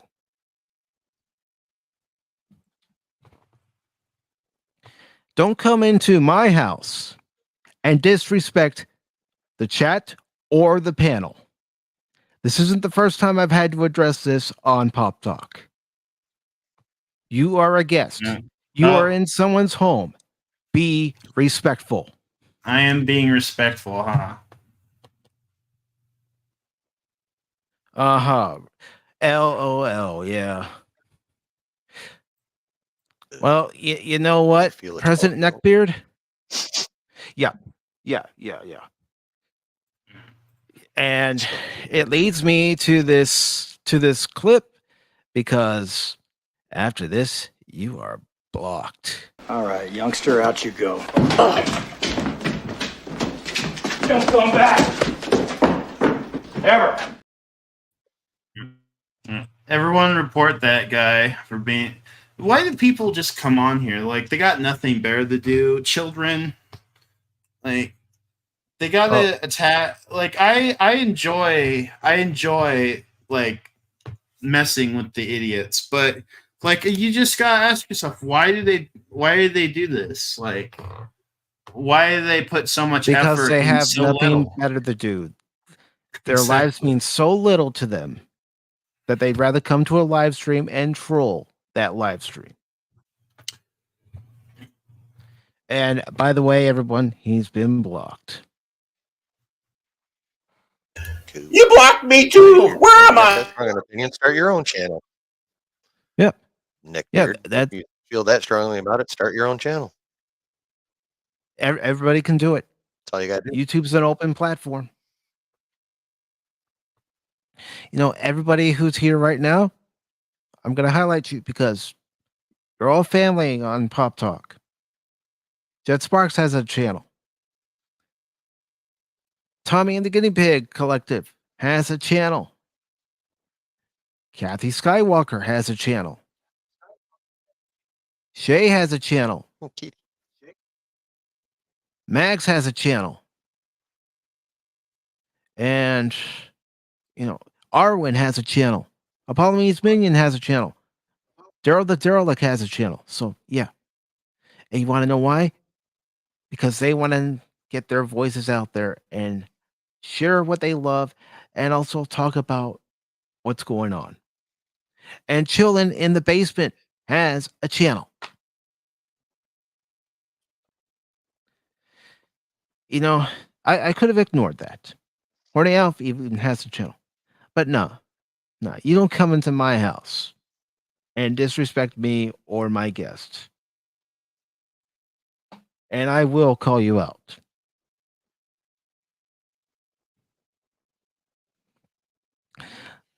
And luckily, I've only had that happen to me once so far, but I haven't been streaming very long. Only like a couple months. And normally we don't want to address trolls or whatever, but sometimes you gotta. Sometimes you gotta. I mean, I know Jess Park says don't feed the troll. Well, there's sometimes we have to do that because we got to make the point. It's like it starts. Let's face it, we belittle him. Is it healing? Sometimes you just got to make an example just to remind people what's going on. Right. I mean, he didn't get the reaction he wanted from us. He was expecting something else from us. He didn't expect to have have it coming back at him like that. And that's the big important thing. So, it's like I'd much rather use that. I mean, we already got a troll. We got the best troll in the world. His name is Phil McCracken. Phil McCracken. Phil McCracken. Phil McCracken is the only one because he is a member of this channel. And I'm not monetized, but I'm saying he's a member of the PACIFIC414 family. The only one who can give us crap and get away with it. In fact, everyone else, like a variety pack. when you come in, be respectful. I mean, especially that's why we have this. This is Patrick Stewart, and I wish to tell Phil McCracken that I hate him also. And that one you know, server? What was that? It was Uber Duck. I was just wondering if there's that one service where you can get pay for quotes from famous people or whatever, but I can't remember what it's called. Mm-hmm. Yeah, it's not that one. We got Uber Duck. Crit would know what it is, but I think he fell asleep. I was looking at his account and it seemed new. So this was he was a troll. Right, interesting. Yeah. Well, right. It's just somebody who doesn't. It's somebody that's out there, has no life, no meaning to life, and he looks like the gamer from South Park. That was killing everybody in the World of Warcraft, just sitting there, and he gets his jollies. He takes his little tweezers out and makes sure there's plenty of lube on it so he can jerk himself off, and finds out the tweezers is still too big. So I mean that's the type of person that he is, or it might have been a she for all we know. I don't know. I mean, are we even? I guess we're misgendering. Maybe it's a thing. I don't know.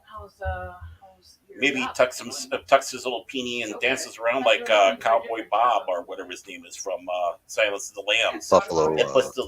Buffalo Bob. Thank you. Buffalo Bill. It puts the lotion on his skin, or else it gets probably goes on Twitter and says, "Oh, how can you like this Harry Potter stuff? I'm gonna dox your friends and family." Oh yeah. Well, guess what? I'm gonna continue streaming Hogwarts Legacy. Why? Because it's a fun game. I'm enjoying it. Oh my! You have no care. I got a few people that I watch stream it. It's a great game. Yeah, I've seen it. I mean, I'm not a big Harry Potter fan, but I've read all the books. I've seen most of the movies, but it looks good. I'd be tempted to get it, but it's just too expensive for me right now. Yeah. So, gentlemen. Hey, watch it! Watch it! Yeah, but even I don't know if I gentlemen moved to me. Did someone come down the stairs behind me?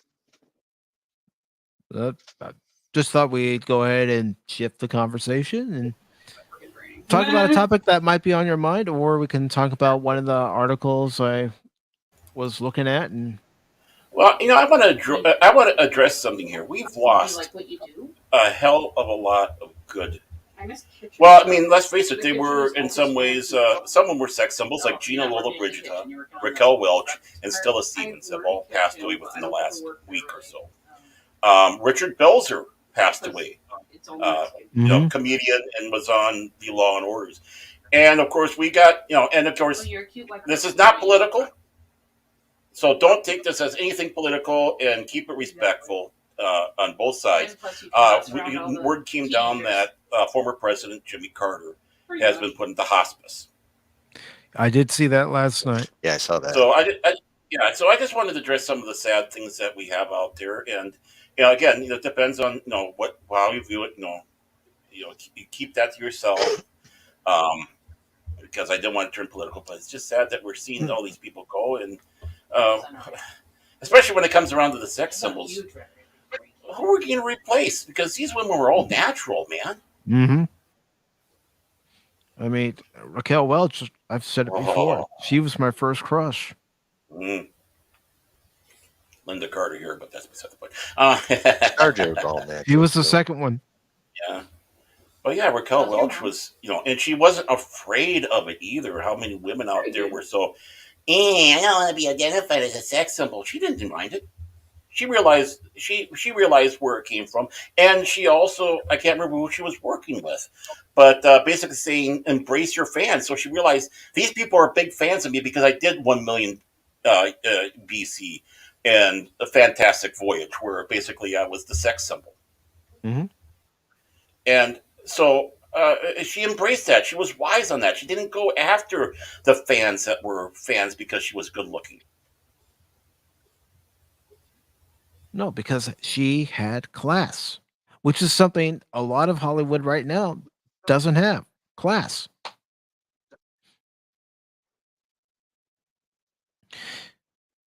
That's something that Eh, most of the people you would call elite, quote unquote, have a problem with.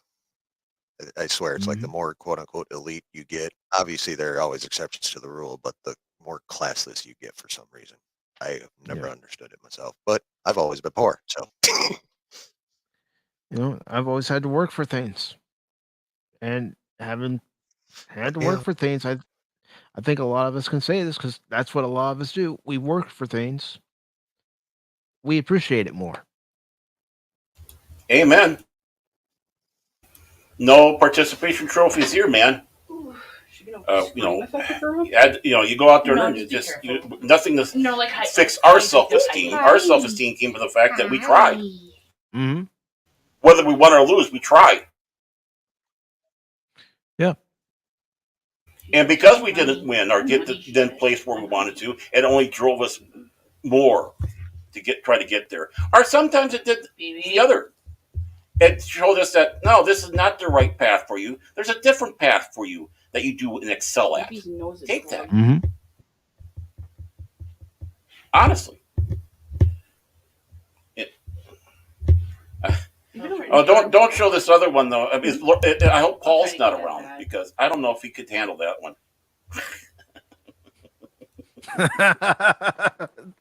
If Paul, the Star Wars guy, saw that comment, he would have something to say about it. He'd He make would. us all watch the Lost 24 hours. What's was enough for Tuesday Night Trek?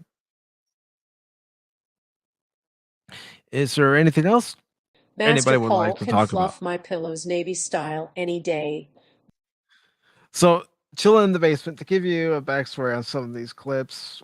We have the gentleman who Aaron mentioned named Phil McCracken, and he likes to Mhm. troll, and he'll go onto everybody's channels. And if you're on camera, in this case, Paul is usually on camera, and you can see his bed and his pillows. If they're not fluffed to Navy standards, with Paul having been in the Navy, then Phil will really get on his case about it. But it's all in good fun. Oh yeah, we bust each other chops. Right. But it's because we're family. Yeah. We have all Oh, yeah. become family. You should hear us when we're not on the show. Oh my! Even Phil, I don't doubt even it's probably Phil like has the way said it it. is at work. Yeah. You know you're in Yeah, I trouble with mean- my job if people stop giving you crap. Mm-hmm. It's like, okay, I must have done something wrong because nobody's picking on me today. And Mhm. I don't know about you, but you go into your workplace and you expect people at work to pick on you over something. It's like I can remember one time I was telling a department head that her merchandise was ready, and I didn't look up to see that she was already in the back room, and my team laughed. They're all, Mike, she's already back here. I said, well, okay, thanks for knowing what I was going to do ahead of time. I didn't have a smart aleck remark to get back to. It's like, oh, shit. That's what I get for not looking up.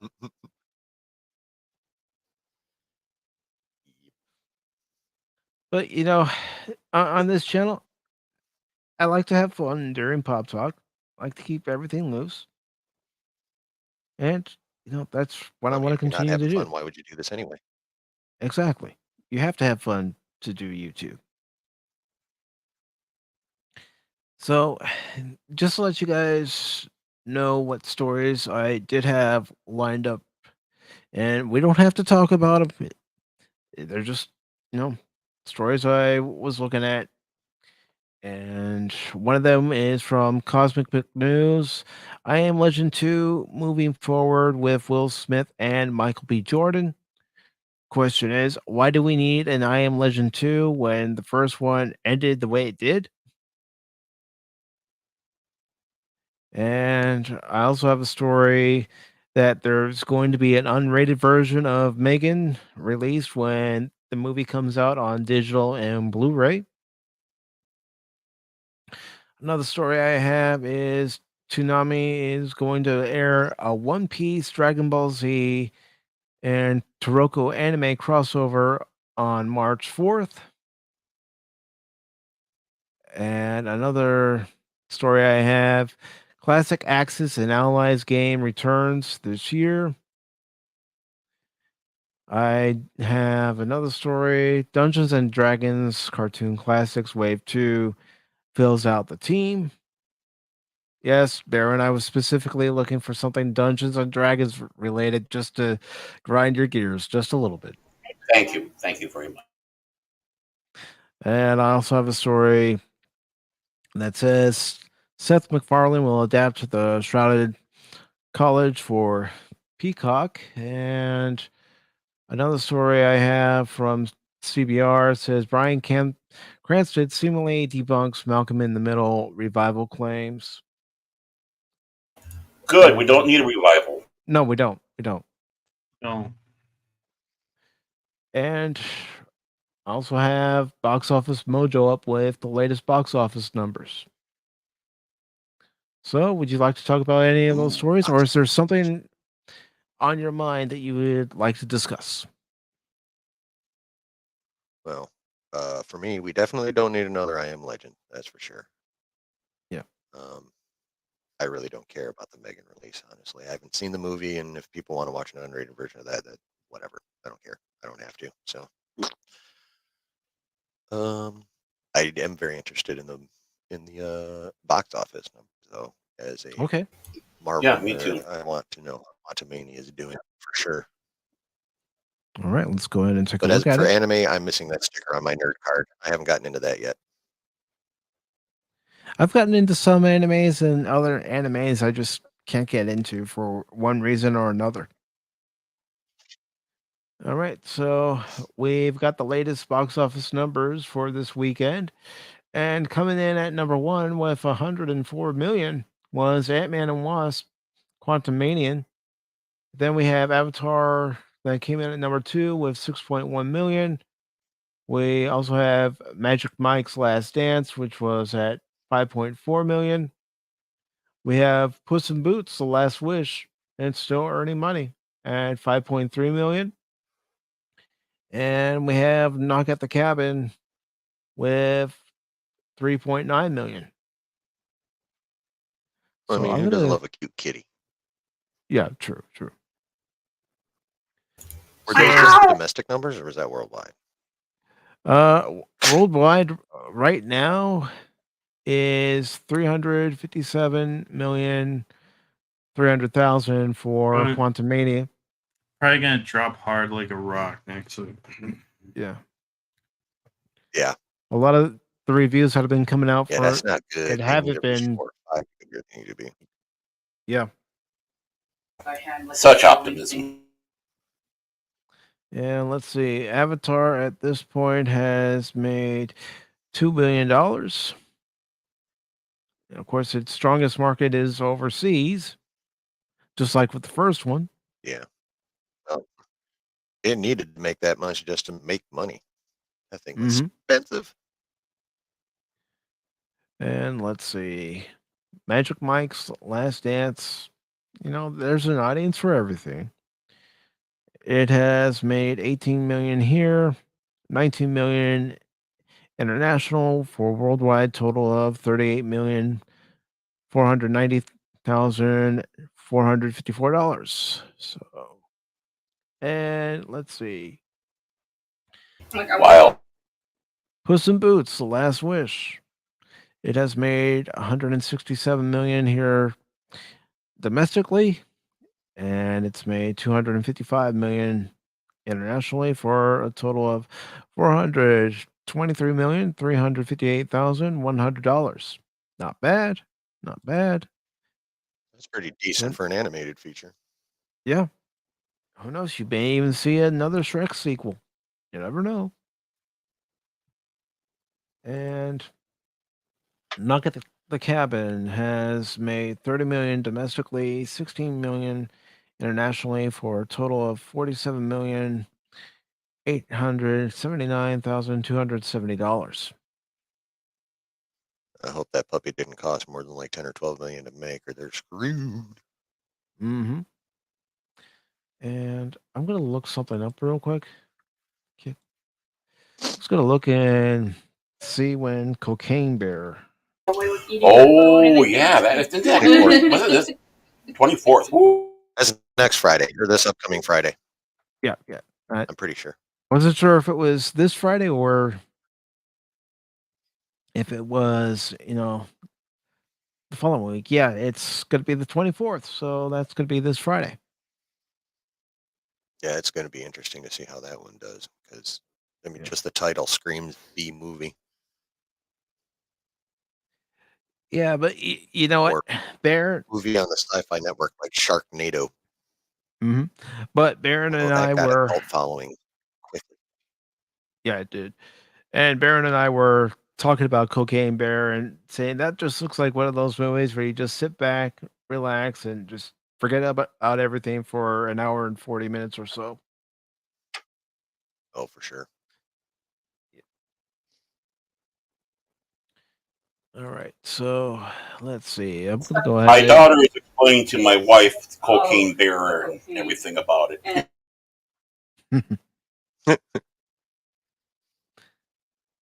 So let's go May I ahead ask a and question? yeah. Go ahead. A couple of you mentioned that you're Star Wars fans also. How are you all feeling about Yes. the upcoming season of Mandalorian in a couple weeks? Well, I'm a little optimistic. Where's your hype level at? I would say 7. I think we don't need Grogu in it. 5. But he's 5, pure marketing. 6. I'm gonna say a 6. Yeah, Grogu didn't need to. The Book of Boba Fett did not need Grogu to save a King Kong rank or the other. I don't know. I didn't have. I think it's schlock, but it's not as bad as Obi-Wan Kenobi. Oh dear God. Yeah, that I'm not even gonna get into that. But Mando, I've always had good feelings about Mando. I just think Jon Favreau enjoys. If he does how he did season 2 and 1, I think it'll be great. But again, I'm just not enthusiastic to see Grogu. I thought he had a good send off, and it's just cutesy, smaltzy BS marketing bullshit. Well, that's all they got, really. And you can't build a franchise completely on Google. That's the problem. No, it's like, oh well, let's focus on building the Mandalorian lore and stuff. Oh wait, no, you need Grogu in there. You need. I'm sure Cash would be going like Grogu. Like I was on Twitter, and these guys, just talking about Wait. You got to say it right, Baron. These people. these people. Oh, sorry, and these people and their baby Grogu and Mandalorian. I just don't understand. I was on Twitter for 25 hours, just going after it, talking to him, and battling, and then I fell asleep on my keyboard. Yeah, to give you a little backstory on that, chilling in the basement, we have a panelist named Cash Money 007, and there was one night he told us, "Yeah, I was on Twitter for the last few hours, and I was end up battling dead. against these people, we just start laughing at him, just thinking, why are you wasting your time? Yeah, the mighty Twitter warrior. Right. Yeah. Me and him were watching. We were watching some stuff last night, and there was this guy that went, "This is the show we need," and then the show ends up getting canceled a couple weeks later. So, this is the show we.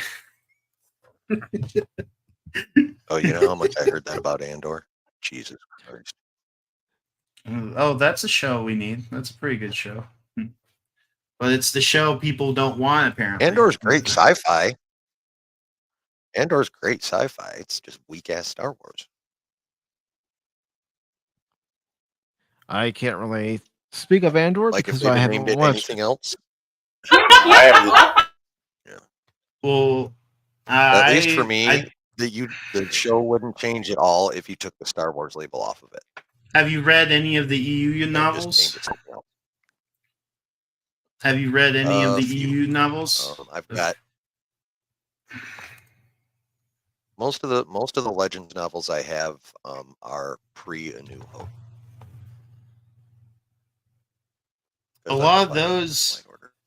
Well, a lot of post OT, mid OT, Andor felt a lot like OT EU, and that a lot of that didn't feel like how you could say Star Wars, because it was different feeling compared to, and I feel like we don't have to have the same stuff in Star Wars. It's okay to do new things while not breaking away from, the problems with the sequels is mainly they need to call back the OT every 2 to 3 minutes. And that's the problems with a lot of these shows. They have to get the member berries. Oh boy, we're going back to Picard. Picard is falling in that trope. But then again, there's also another trope where everything has to be drab and dour. So you have the memory berries, but you need everything to be depressed. You need to be gray. And Andor, that was the right feeling for that show, because everything was supposed to be depressed because it's after the Empire.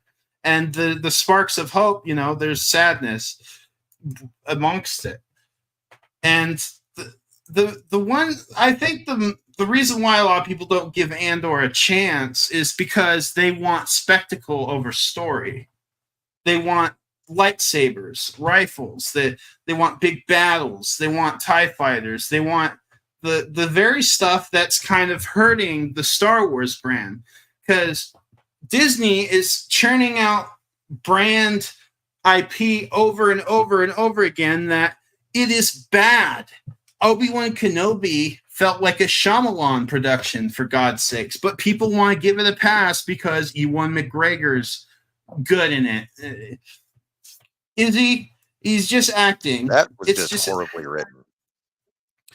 Yes, horribly Toby written. Harold But needs to be ejected from the entire Disney campus. no, there was By a catapult. problems with direction and stuff. And Andor at least felt like a real show. It felt like a real show. And people could say weak Star Wars. I totally give it credit. It's television. Yeah. But it was really good television. I just don't think it needed the Star Wars label on it. But that's just me. I'm not going to dog anyone for liking Andor ever, because there's plenty no of one I should. appreciate it. Well, I think that's what Star Wars needs. It needs to go in new directions while not being too new. And Mandalorian is kind of going that territory, but they keep, again, Grogu is bogging it down, and they're making too many callbacks. Luke was a surprise, yes, but they ruined that immediately in Book of Boba Fett. And it's all lead up to The Last Jedi. So I understand what you're saying, but if you've read some of the shit the EU has been, like, there's some stuff in there that I'm like, this is Star Wars, but then you know what? It is Star Wars when it comes to the EU. A lot of weird, bizarre, and Kathy said there's no source random material, shit. remember?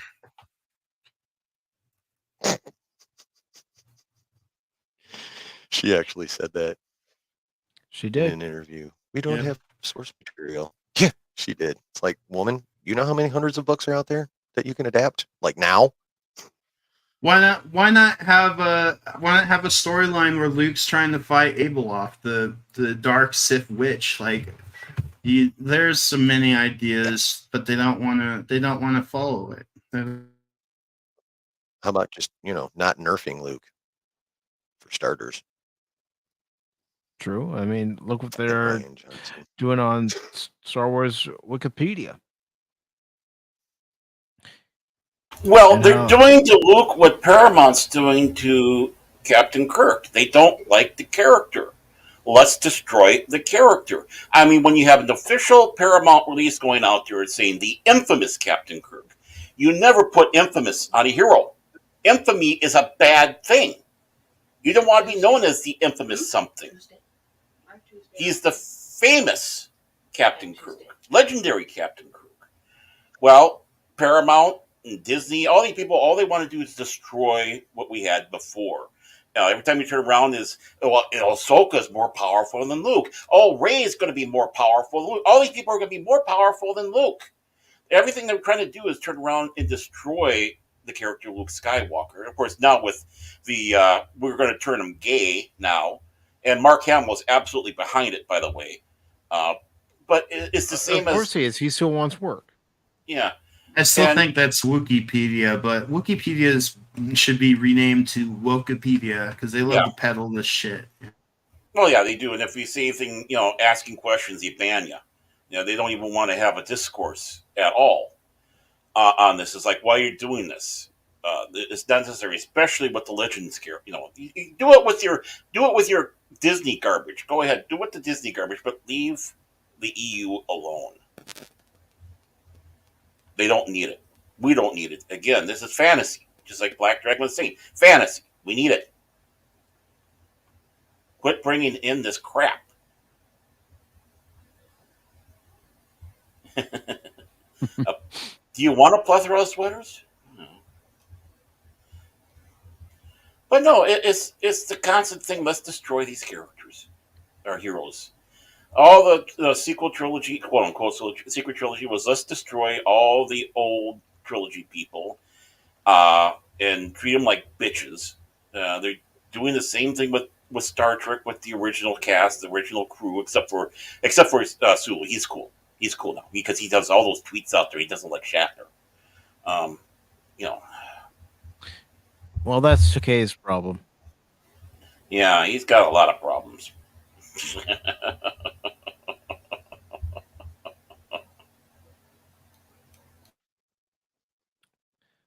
Don't forget, John Munch died today. So Oh, I didn't hear about that. yeah, Detective John Munch passed away today.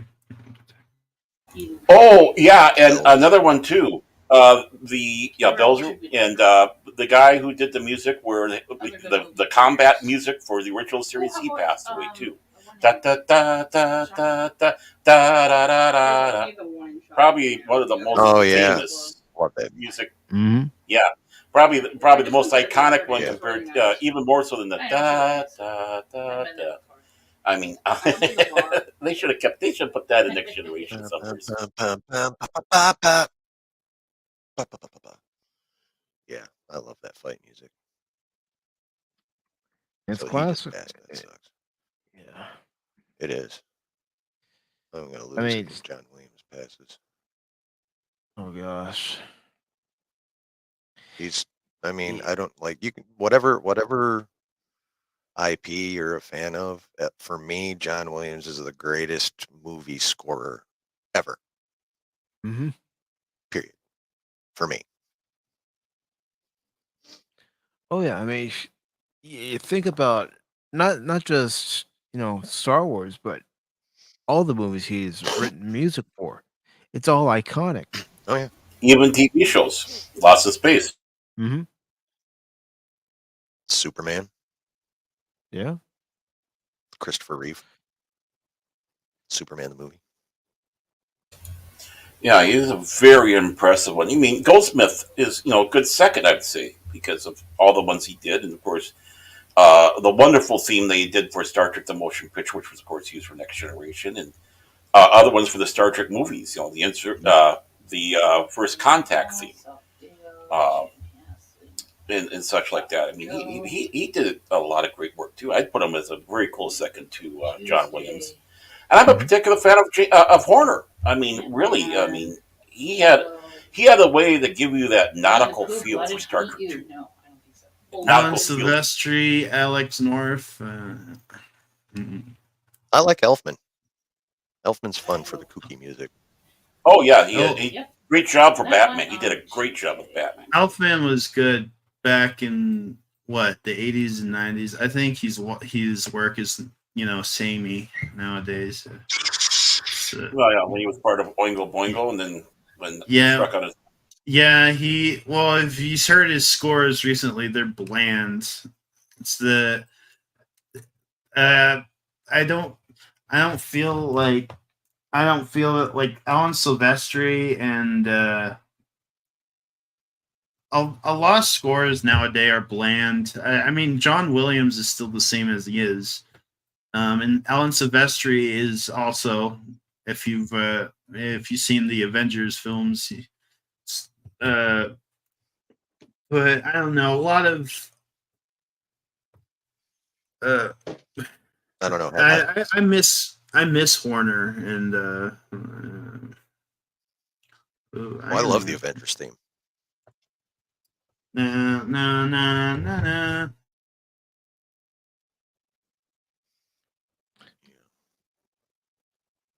I mean, there's a lot of great music out there for television and motion picture, and it's the thing that helps keep us. And I think the composers need to remember, and I think John Williams has it in his head on that.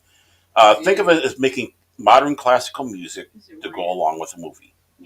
And when you start losing that focus that you're doing classical music, I think that's when you start getting, like you were saying, the blandness. One of the things that really struck me when with Babylon 5 is when Christopher Frank, or Frankie, or however you want to pronounce it, from Tangerine Dream, he did their music, and when they had the opening, and the space and the music is like, this feels like a motion picture experience on a small screen, and that would help draw me, and even more with Babylon 5 was his music. The uniqueness that he had with his music. It's just amazing how those help take you down those roads of escapism. And I don't understand how they can do it week after week, or even how can they write these scores with all these instruments? It's like it just boggles me, and I'm in total utter awe. Oh, it's crazy. Of all these people. Yeah. Oh. Like, have you ever watched the movie Amadeus about Mozart? Yeah. Way back in the day. I haven't seen it in a long time. Oh, yeah. I was high school back then. Okay, yeah, and I tell you what, the high schoolers went nuts over that film. I'm trying to remember. I think I was on 47 now, so definitely upper elementary, maybe junior high. No, when the hell did that come out?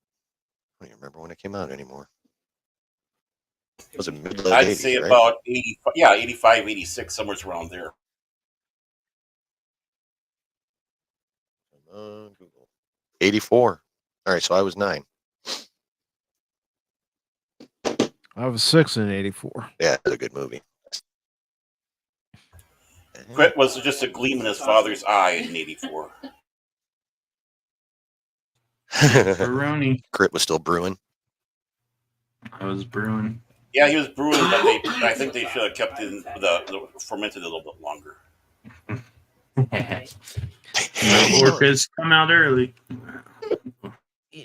You speak of Alan Silvestri, and I've had multiple cassettes and multiple CDs of the Back to the Future soundtrack, and Back to the Future Part 2, Back to the Future Part 3.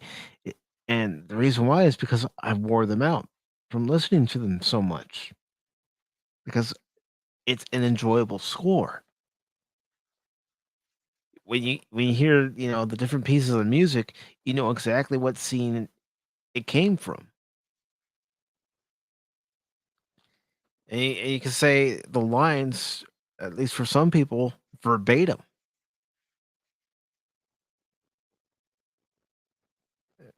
And I've said it before on Pop Talk. I've said it other places too. To me, music is what really helps drive the story. Oh yeah, music can make or break your content for sure. If you got wag music, it's going to take whoever's watching it right out of it, and they're not even going to care anymore. Yep. And excuse me while I make a quick edit to the title. Because I put season 1 for Picard, and it's actually season 3 we were talking about earlier. So that is my bad. That's all on me. Oh no, Mike screwed up again. It's time to throw him out. Right now, but All right. All right. Okay. I'll see myself out. No, I'll do it for you. oh yeah, my Christmas gift to you. I was gonna take you out. I don't think I ever. Hey, there's a told wheel you that, above me. But I was going. Yeah, yes, sir. There is a well above you. Killer whale. Yes. And Audrey Oh, can he is, sort trust me. that. Lord Crit of Everest Productions. And folks, please take the time to subscribe to everybody who is here on the panel. I have put their links into the chat. I will make sure to put everybody's links into the description. As a matter of fact, I can do that right now before I forget about it. It's something I just try to do for anybody who's on the panel. And I feel you on that one. If I don't do it now, it probably won't get done. I'll forget. I'll be asking myself later on, okay, who was all on the panel earlier? I don't know. You're no help, Barrett. You're no help at all. I never have been. Today. Ba ba ba ba ba ba. Na na na na na na. All right, I got everybody's username into the description. Huzzah!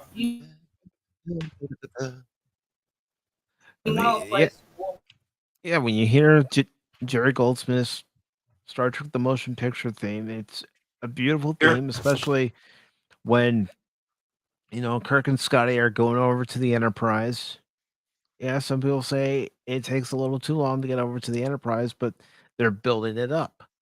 They want you to see the refit of the Enterprise, how it looks in the motion picture to compare to how it looked in the original series.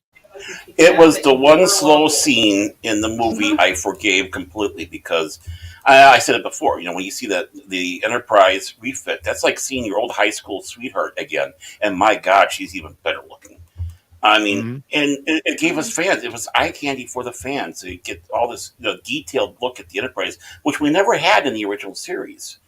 And of course, then you had the music over it. This, everything about that was just wonderful, and that's the one. People complain, oh, it's so long. It's like, then you don't get it. This is, going through the cloud was too long, and other things were too long, but this was needed for the fans to see our beautiful lady back again. Absolutely, and I'll be right back, Baron. So you have the con. Oh my word, we're in trouble now. I told him, and he said, "Okay." Okay, sorry. Go ahead. Star Trek or anything else with when it comes to Star Trek or anything else, ship based, the ships have to be dope and they have to look good. Mm-hmm. And if you're definitely trying to get your fan base to stay on board with what you're doing, then you need to have a mix probably of the original. Like first time I saw the TNG ship, the Galaxy class, I was like, ooh, because they gave it an homage to the original, but obviously a lot of upgrades, including a detachable saucer section, which is dope. Oh, but, yeah, I mean, as long as you're staying at least somewhat true to the feel of the original ship that's everyone's used to, if not even just in the case of Star Trek Motion Picture, just some upgrades. It was still the original ship, just some new bells and whistles. But yeah, as long as you're staying true to at least the original vibe, then you can get creative, but you can also not piss too many people off at the same time. Well, that, and you're seeing kind of the important thing right there. You're talking about reference to what has come before. And yes, you want to do new. You want to, explore beyond, obviously, because it's going to be a different group. But you still want to keep it within the realms of that universe, which a lot of people have lost, even with the designs. I mean, take a look at the designs that they have for STD and all that for their ships. It's like, or even the Abrams films. It's like, where do you get these ideas? Ooh, that's a good I think the idea. most ugly Enterprises were the ones that were in the movies. It's Abrams one, I should say. They look like tortured sheet metal. Where's the reverence? Where's the love? Where's the joy? And whether it's with the music, does it awe and inspire you like it should? Which I think both Horner and Goldsmith did with Star Trek 1 and Star Trek 2 and 3, for that matter. It's just, you need to be respectful of the property if you're going to be involved in the property. If you're not, just go away. Just leave. We don't need you.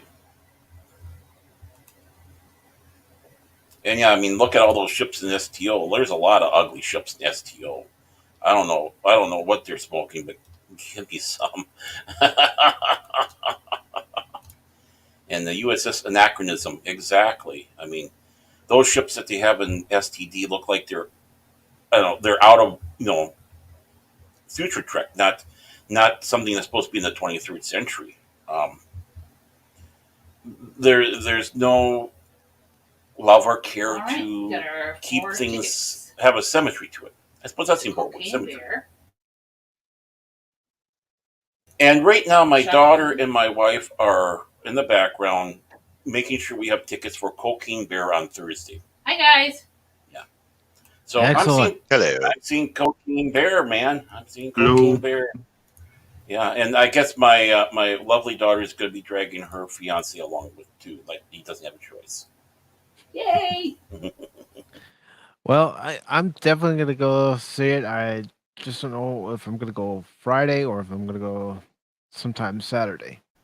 I guess it's out now. I mean, they're going through. No, it's out on Thursday. Oh, it's out on Thursday. It's out on Thursday. My apologies. So they lied to me. Lied. A ticket So I can't wait, actually. and give them this QR. I hope this is a good movie. Well, if it is a good movie, great.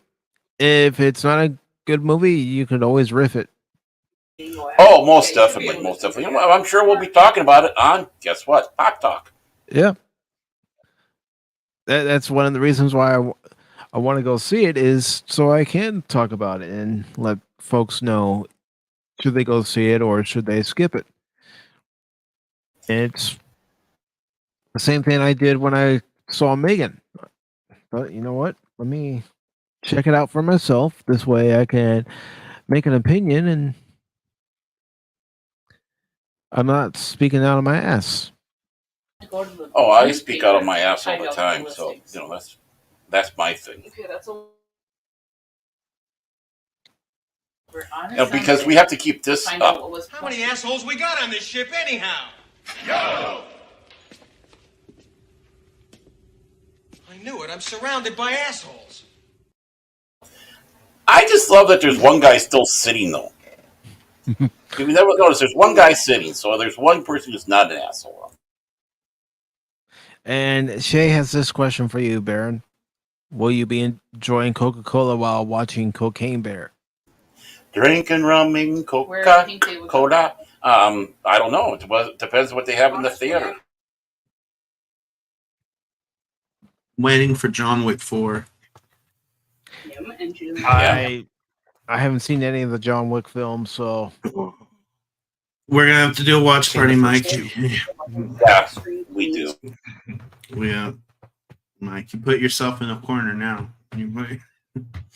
well, I haven't seen it either. So. You know what? You know what they said about baby. You don't put baby in the corner. You don't put Pacific in the corner either.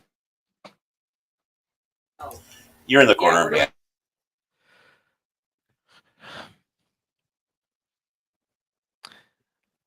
Oh, but Cocaine. I can't wait for Cocaine Bear. That sounds like fun. They just need to have a stupid, fun movie. Yeah. Hopefully, they're going to be keeping the woke off. That's I pray. I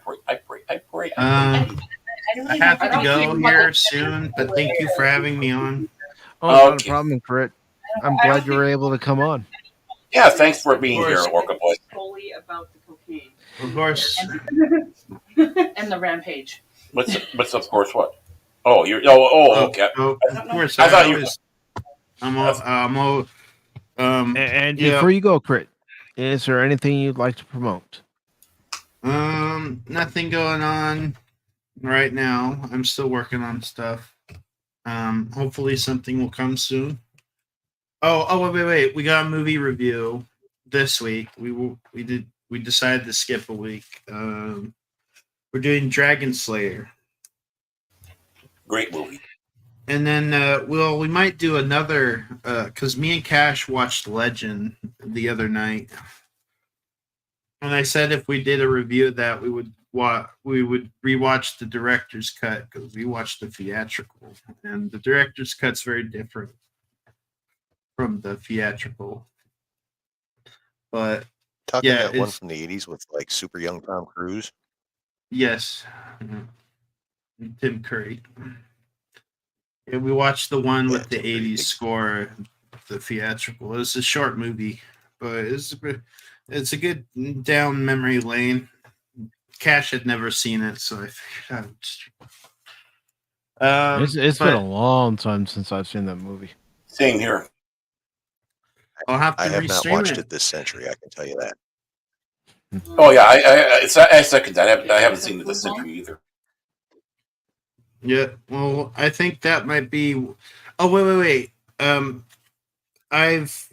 After Dragon Slayer, I do have another movie. We're not going to do The Wheel, but after Dragon Slayer, the following week, we are going to do The Road Warrior. Okay. Ooh. And I'm going to try to rope Master Paul into that stream. So that's all I got planned now. He's got to see Road Warrior, man. That is a great post-apocalyptic film. Wonderful. I enjoy it, and again, that's another film I haven't watched this century. I watched it last century. Oh, I've seen that too long ago. It's a movie that doesn't have much dialogue. It's a visual film. I think. Mm-hmm. I think Max only has 29 lines. He only has a couple lines in the movie. I was inspired because me and Cash are watching The Fist of the North Star about the Master and the post-apocalyptic nuclear war, and it reminded me a lot of Mad Max. And I'm like, you could skip the first Mad Max, but you could just go straight into the Road Warrior because it's separate from the. But if you want the full story, the first movie's there, but the Road Warrior works as its own movie too. Mm-hmm. But it works perfectly for the first one.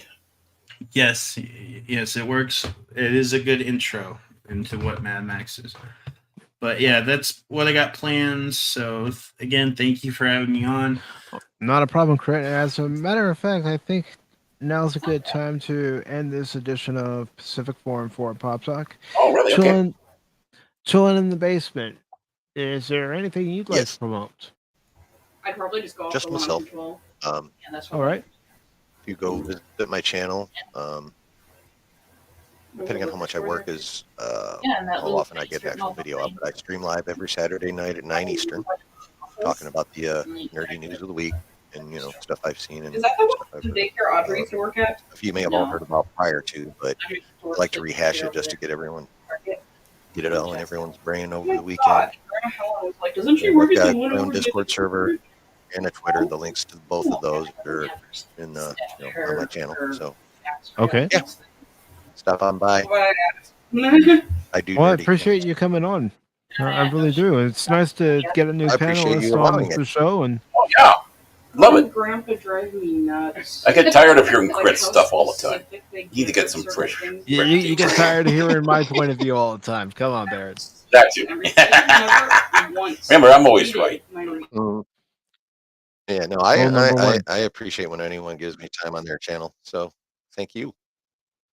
Well, it's something I try to do here. I used to do it every single episode of Pop Talk, but for the new year, I thought maybe I don't need to do it every single episode of Pop Talk, so I'll do it twice a month. This way, folks can still come on and we can get a different point of view on an article that we read or a topic of discussion, whatever it may be for that episode.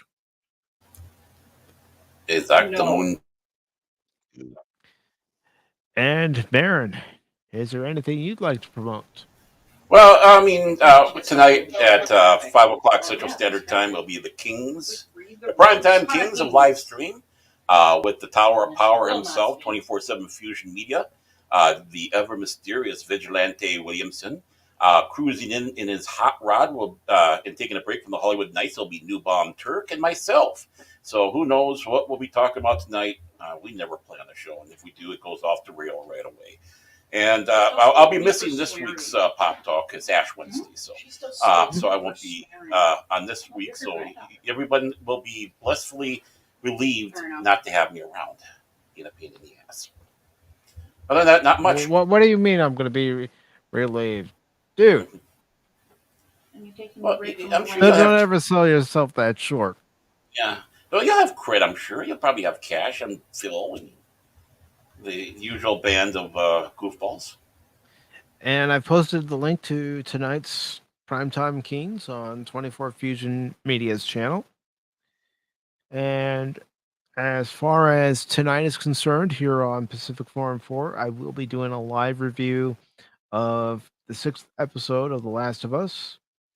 And that is scheduled to start at 10:20. It just all depends on how long the episode is and how quickly I can have everything set up to give that review. And then Tuesday at 6 p.m. Eastern, I will continue on with Hogwarts Legacy. And then, of course, Wednesday, for the Wednesday edition of PACIFIC414 Pop Talk, also at 6 p.m. Eastern. And I will double check with Wednesday's guests just to make sure that they're still available or if we have to reschedule for another day and another time. Vegas. Are you going to have the peanut gallery when you play Hogwarts? It depends. If the peanut gallery is available, then Oh, they're I want to be on there so I can get called to that stuff. Come on, put me on. I want to have fun. well, who knows? We might have a troll like President Neckbeard. You never know. You I never still think I know. was a junior hire. I think so.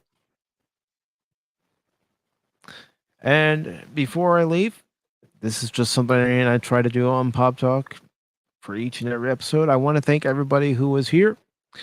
I want to thank Lorenzo Sleestack for being here. I also want to thank Captain Fandom Nerd for being here. I also want to thank Real Wade Gaming Clips for being here. And I also want to thank Arwen Avalon for being here. Along with Sci-Fi Nation. We had Daryl the Derelict. We also had Tripping Orc. Resolute Germ. Apollome's Minion. Tommy and the Guinea Pig Collective. We had JT Gunn, Late Night with Cap. And we also had Cavatino Cavalryman Shay. We also had Fantastic Fun Federation Ferengi Fantasy February. Wow. We also Dear had God, alliteration. we also had Magitech Mags. Thank you, Mags. We also had Action Man Gaming. Jet Sparks 373. Low Spec Linux Laptop. Horny Alf. Oh, I didn't even see him coming. And Yes, I did start because you know what? That junior hire may have been a troll and trying to, rattle all of us, but you know what? You gave us a view. So, thank you, President Neckbeard. You moron. Could have said it better myself, Baron. And Captain says, thank you. No, thank you, Captain. Thank you, everybody, for your continued support to the channel. Please subscribe to everybody who was here on the panel. And until next time, remember, I'm not just a baseball guy. I'm an all-around guy. Have a good one, everyone. Enjoy your Sunday off.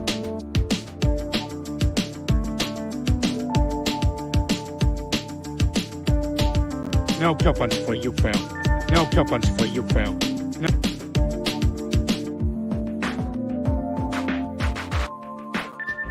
Pop Talk is where it's at, baby.